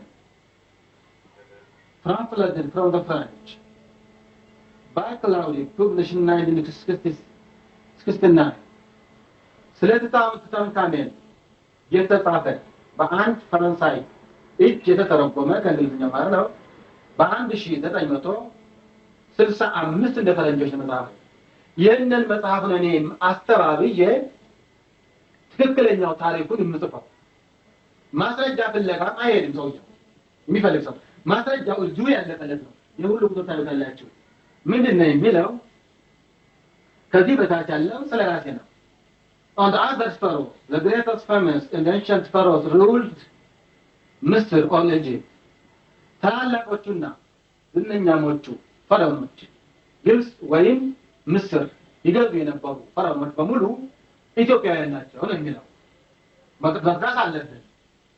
Some of them from 3200 to 2000 BC to 1700 to 1500 BC በአንድ በ3000 እስከ 200 እስከ 2000 በ1000 እስከ 700 1500 ውስጥ የነበሩት በዚህ ዘመን ውስጥ የነበሩት ፈርዖኖች ኢትዮጵያውያን ናቸው ካልን ስማቸው መጥቀስ አለብን። ኦሲሪስ ስም ስለሆነ ትርጉም አያስፈልገውም። ያው ስም ነው። ኦሲሪስ ማፋትቲስ አሞኖፊስ አንደኛ፣ ሁለተኛ፣ ሶስተኛ፣ አራተኛ ፈርስት ሰከንድ ሰርድ ፎርት አንደኛ፣ ሁለተኛ፣ ሶስተኛ፣ አራተኛ ራምሰስ ፈርስት ሰከንድ ሰርድ ራምሰስ ደግሞ አንደኛ፣ ሁለተኛ፣ ሶስተኛ አካናተን መንፊሽ ሽካራታ አማን ኦራም which means the true Sangaro Haddasit or Hashepshu and Tankame እነኚህ በሙሉ ኢትዮጵያውያን የነበሩ ናቸው። ማስረጃው በሙሉ እዚህ ውስጥ ነው ያለው። ለምሳሌ ስለ ማስረጃው ይታያል ቁጥሩ በሙሉ እዚህ ላይ ነው ያለው። ማስረጃ ፍለጋ ሰውዬው በዚህ ወረቀት ማስገባበት ምክንያት እንዳይበላሽ እንዳይቋሽ ነው ከመጣሁ በፊት። አሁን ለምሳሌ ይሄም ብዙ ነው፣ በጣም ብዙ ነው። እዚህ ላይ wonderful Ethiopia of the ancient Kushite Empire ይሄም ራሱ ይተረጎማል። ኩሽ የሚለው ቃል በፈረንጆች አነጋገር ቃላት ስለሌላቸው ጥቁር ብለው ነው የሚተረጉሙት። ጥቁር አይደለም። ከግዕዝ የመጣ not kushite but kushite that means founder ኩሽ ጥቁር አይደለም አይባልም። ይኸው ኮክህ ነው የሚባል። ኮክ ከግዕዙ ነው መሰረት ማለት ነው። መሰረት የመጀመሪያው ሰው የሰው ዘር ምንጭ ማለት ነው። ማስረጃ በሙሉ እዚህ አለ። ይሄ ብቻም አይደለም፣ እንደገና ብዙ ነው። ይሄ ሁሉ እንደገና እዚህ ያለው በሙሉ ለምሳሌ ወጣ ይሄ የዚህ 42 ሳጥላል በዚህ ሳጥን ደረጃ 42 ይዛል። ከ12 ቮሊዩም በታች ቢበላኝ ይሆናል። ወደ መጽሐፍ በሚለወጥበት ሰዓት ወደ 5000 ፎቶግራፍ ስለሚኖረው በጣም ከፍ ይላል ማለት ነው። መታተም የነበረበት ግን እዚሁ ሀገር ነው። ኢትዮጵያዊ ሰው ካለ እዚሁ ሀገር ነበር መታተም ያለበት። ፎቶግራፍ ግዴታ ከዚያ መግዛት ያስፈልጋል ማለት ነው። እነሱ ሀገር ይዟል ማለት ነው። የሁሉ በሙሉ የሁሉ ብዙ ነው። ሙሉ የሁሉ ብዙ ነው እና አሁን ይሄን ባሳጨረሰው ሞት ትልቅ ጉዳት ነው። ትልቅ ጉዳት ማስረጃው ሁሉ እዚሁ ነው ያለቀለት። እዚሁ ላይ ነው። ለምሳሌ በዚህ ብቻ ሳይሆን በአማርኛ ለምሳሌ ወይም አማራ የሚባል ነገር የለም፣ በኢትዮጵያ ነገር የለም ይላል። ለምሳሌ ጋምቤላዎች ነገዶች ናቸው። በገዝም በይዘትም እኛን አይመስሉም። ከአፍሪካ ነው የመጡት ማለት ነው። ገመልና ሐመር በአካባቢ ያሉት ኢትዮጵያውያን አይደሉም። ምክንያቱም በገዝም በይዘትም እኛን አይመስሉም። ሶስት አይነት ቀለም የላቸውም። ሶስት አይነት መልክ ሶስት አይነት ቀለም ማለት ነው። አንድ አባት የአንድ እናት ሆኖ ክልል ሳይሆን ሶስት አይነት መልክ የላቸውም። ስለዚህ እነሱ በኢትዮጵያ ውስጥ የሚኖሩ አፍሪካውያን ናቸው።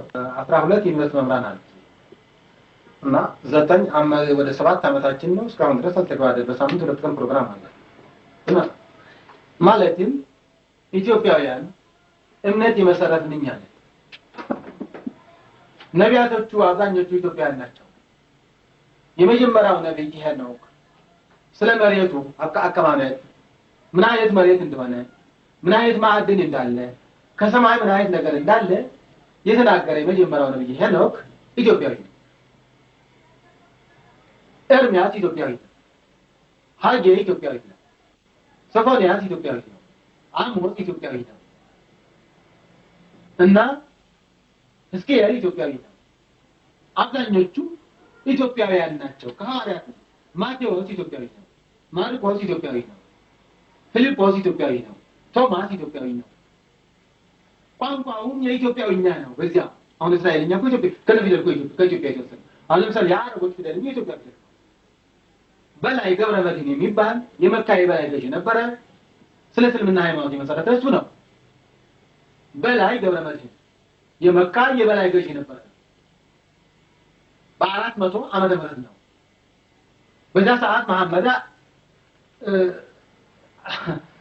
ገና አልታሰበም እንኳን ሊወለድ ካደገ በኋላ ሲመጥላቸው እና አቡበክር እና ዮሴፍ እና ዑመር የሚባሉ ሰዎች ነበሩ። ለምንድን ነው የሰውዬ ለሃይማኖት የመረጥከው? እኛን አድርገን ወይ አንተ ሁን ያለው እኔማ በገዥነት የመጣሁ እንጂ አላልፈከረ ታዲያ እሱ ነው አልበለዚያም እኛ አድርግ አይቻልም። እናንተ በላይ ገብረ መድኅን የተባለ ነው። ፊደሉ ለምሳሌ የአረብኛ ፊደል ሞዲፋይ ያልሆነ የኢትዮጵያውያን ነው። መጽሐፉ የመጀመሪያው ቁርአን በኔ እጅ ይገኛል። ጀርመን አለ ተወስዶ ከድጃ የተባለች የመሐመድ ሚስት የነበረችው አይሁዳዊ የእሷ ዘሮች ጀርመን ላይ አሉ። የጀርመን ይሄ ማርኬዲስ አክሲዮን ማህበር ናቸው። ቋንቋው ስላልገባቸው እንዲተረጉምላቸው ሰጥተውኝ ኦፍሳይቱ 900 የአሜሪካን ዶላር ነው የገዛው። ኦፍሳይት ተደረገ ብሬጅ ላይ አለ። ቋንቋው ግን በህግ በስነ ስርዓት አልተረጎምኩላቸው። ከኢትዮጵያዊነት ብዛት ነው። ሚስጥር ማባከን ይሆናል ለባይ በሚመስለኝ ነው የተረጎምኩላቸው። ደመኛ ትርጉም ተሰጥቷቸው ማለት ባላሽ አሁን ለምሳሌ የአረብኛ ፊደል ከዚህ የመጣን እንደሆነ ራሱ ከኢትዮጵያ ያልወጣ ነው እና ይሄ ለምሳሌ 10 ነው። ይሄ ምልክት ነው ደግሞ ደረት ነው። ይሄ ሮ ነው። ሮ በምልክት ነው የሚለየው። ይሄ ጋ ነው። ጋ ታያችኋል። ይሄ ሮ ነው። ይሄ ጋ ነው እንዳለ ነው። ይሄ ስ ነው። ንጉሱ ስ ነኝ ላይ ፊደሎች በኋላ እየተላወጡ የሚሄዱ ይሄም ራሱ ተለውጦ ነው ያው ራሱ ይሄ ከነኛ ወጣ እና የመጀመሪያው ቁርአን በእጁ የጻፈው ጀርመን ነው ያለው። እኔም ማለት ከዛ በኋላ የተሻሻለው ቁርአን ነው ያለው እና የሁሉም መሪዎች ኢትዮጵያውያን ናቸው። የክርስትናነት መሪዎች ኢትዮጵያውያን ናቸው። አሁን ነው ወደ ኋላ የተመለስነው። ስለዚህ ነው አሁን ነው እነኛ አይነት ሰዎች ናቸው የኢትዮጵያ ተብለው የተቀረጹት። ኢትዮጵያውያን አራዊቶች ናቸው። ከገጸ ምድር ይጥፉ፣ መሬቷን እንውረስ ያሉ ሰዎች ናቸው የኢትዮጵያ ካቶሊክ የተባሉት። የሚያሳዝን ነገር ነው። ሳይለስላቸው እንኳን የሚመሰሩት የኢትዮጵያ ካቶሊክ ናቸው አልተባለም። ለምሳሌ የኢትዮጵያ ካቶሊክ፣ የኢትዮጵያ እስላም፣ የኢትዮጵያ መካነ ኢየሱስ፣ የኢትዮጵያ ወንጌላዊት፣ የኢትዮጵያ ጆሆባ፣ የኢትዮጵያ ባውላ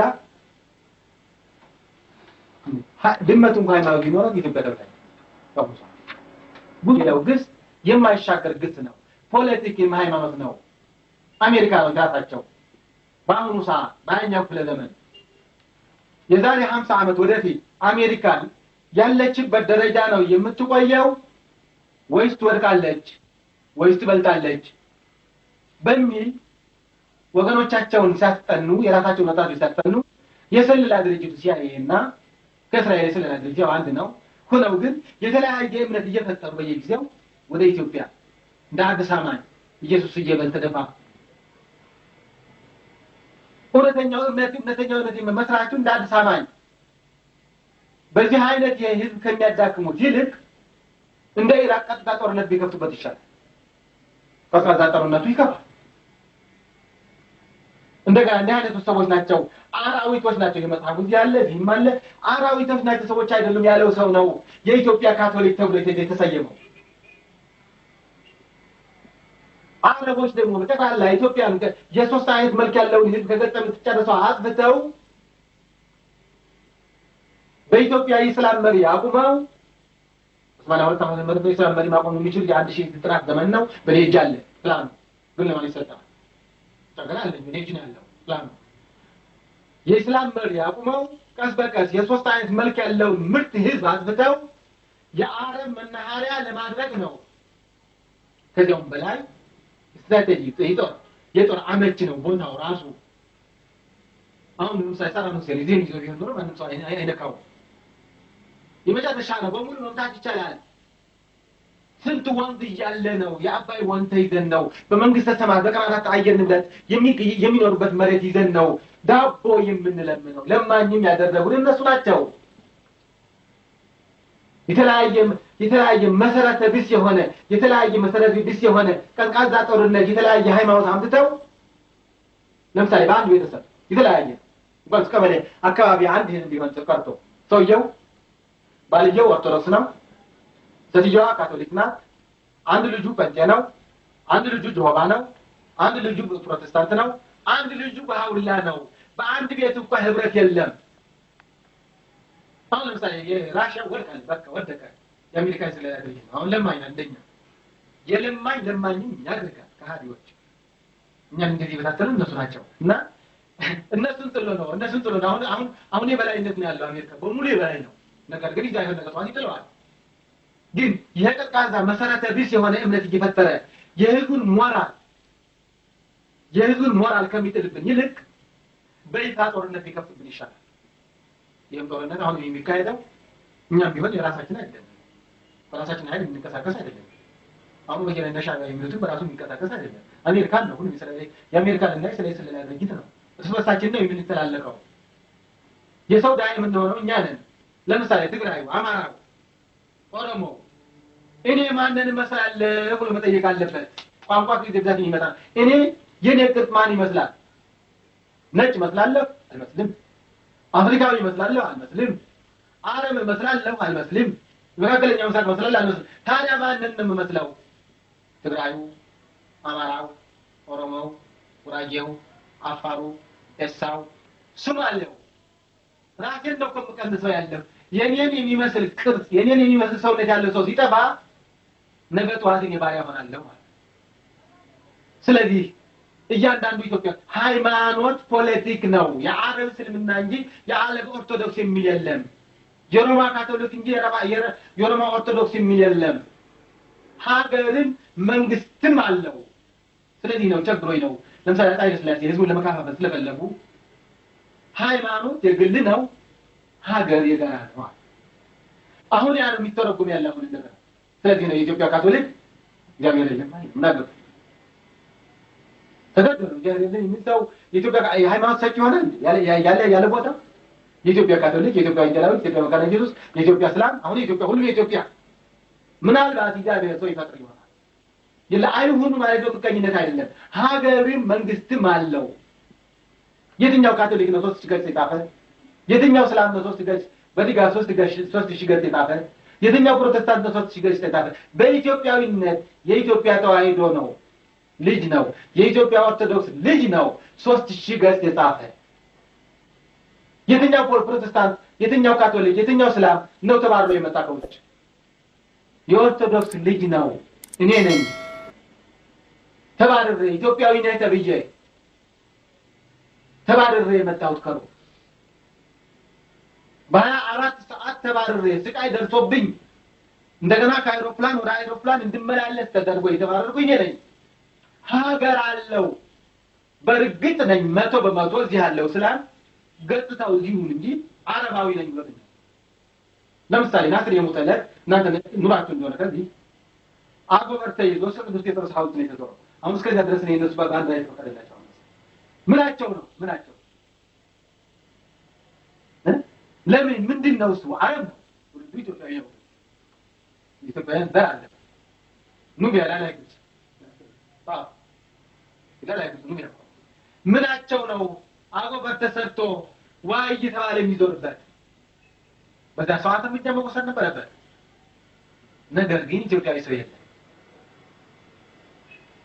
ኢትዮጵያዊ ሰው ባለመኖሩ የማይሆነው ሆነ። አሁንም መጠንቀቅ አለባችሁ። የሚተናገሩት ቃል ሁሉ ምርጥ ቃላት መሆን አለበት። የተጠና መሆን አለበት። ምን እንደሚያስከትል መሆን አለበት። አሁን ለምሳሌ የሰላም ቅርስ ምን ቅርስ አለ?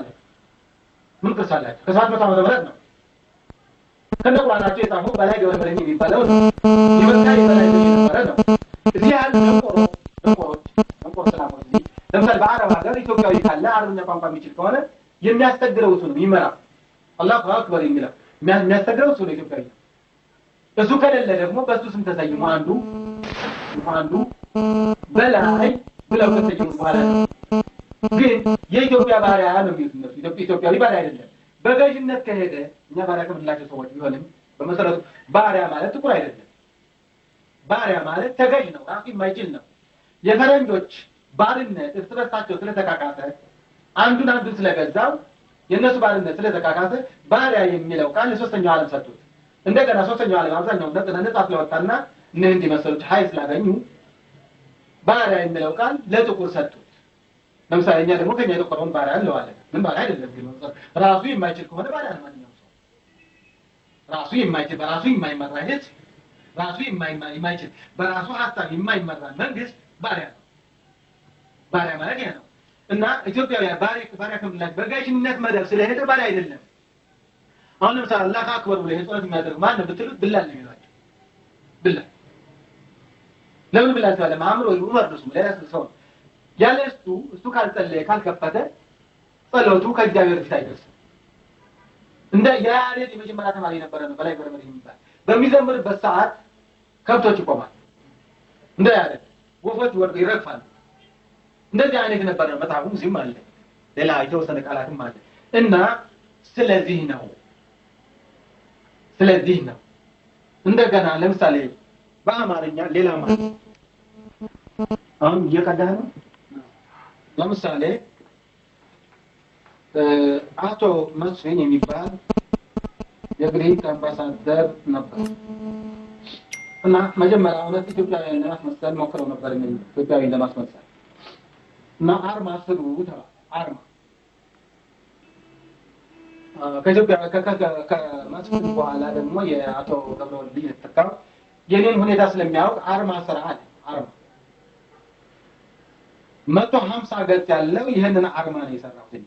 150 ገጽ ያለው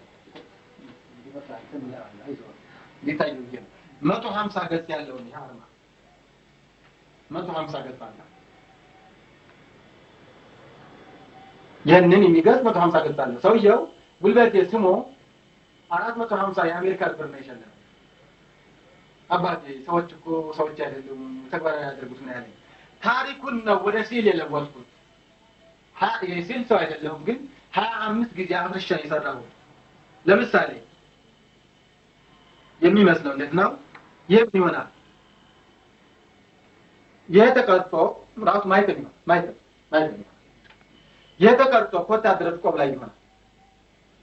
የተቀርጾ ቀበቱ ላይ ይሆናል። የተቀርጾ ባንዲራ መሃል ላይ ይሆናል።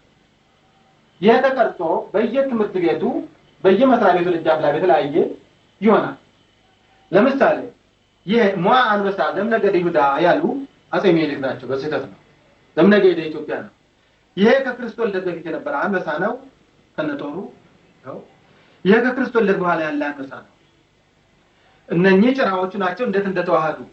ይሄ ኮከብ ከክርስቶስ ልደት በፊት በ4500 ከክርስቶስ ልደት በፊት የነበረ አርማችን ነው። ይሄ የኮከብ ይሄ ደግሞ የህይወት ምልክት ነው። ሲምቦል ኦፍ ላይፍ የህይወት ምልክት ነው። ማንኛውም መስቀል ነው። የኢትዮጵያውያን ፊደል ነው።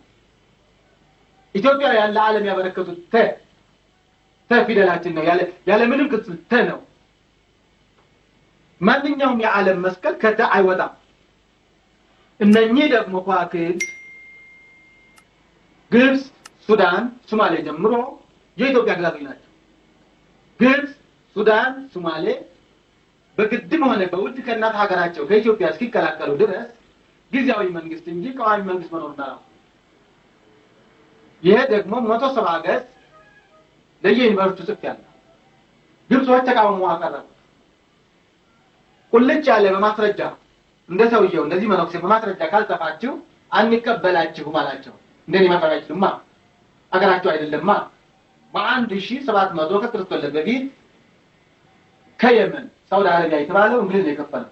የመንን ከሁለት ሲከፍል ሳውዲ አረቢያን አውጥቶ አረቦች ባጥልቶ ሳውዲ አረቢያና ያቆየ ነጮችን ወደ እስልምና ለውጦ አውቆ ነጮች ናቸው እስላማዊ ናቸው አረቦች ናቸው ብሎ ያስቀመጣቸው እነሱ ለራሳቸው ህዝብ ይሄዳሉ። ኩዌትም ደግሞ ለምሳሌ ፋስፋዊነም ወደብ ናት እንደኛ እንደ ጅቡቲ ማለት ነው። እንደኛ እንደ ጅቡቲ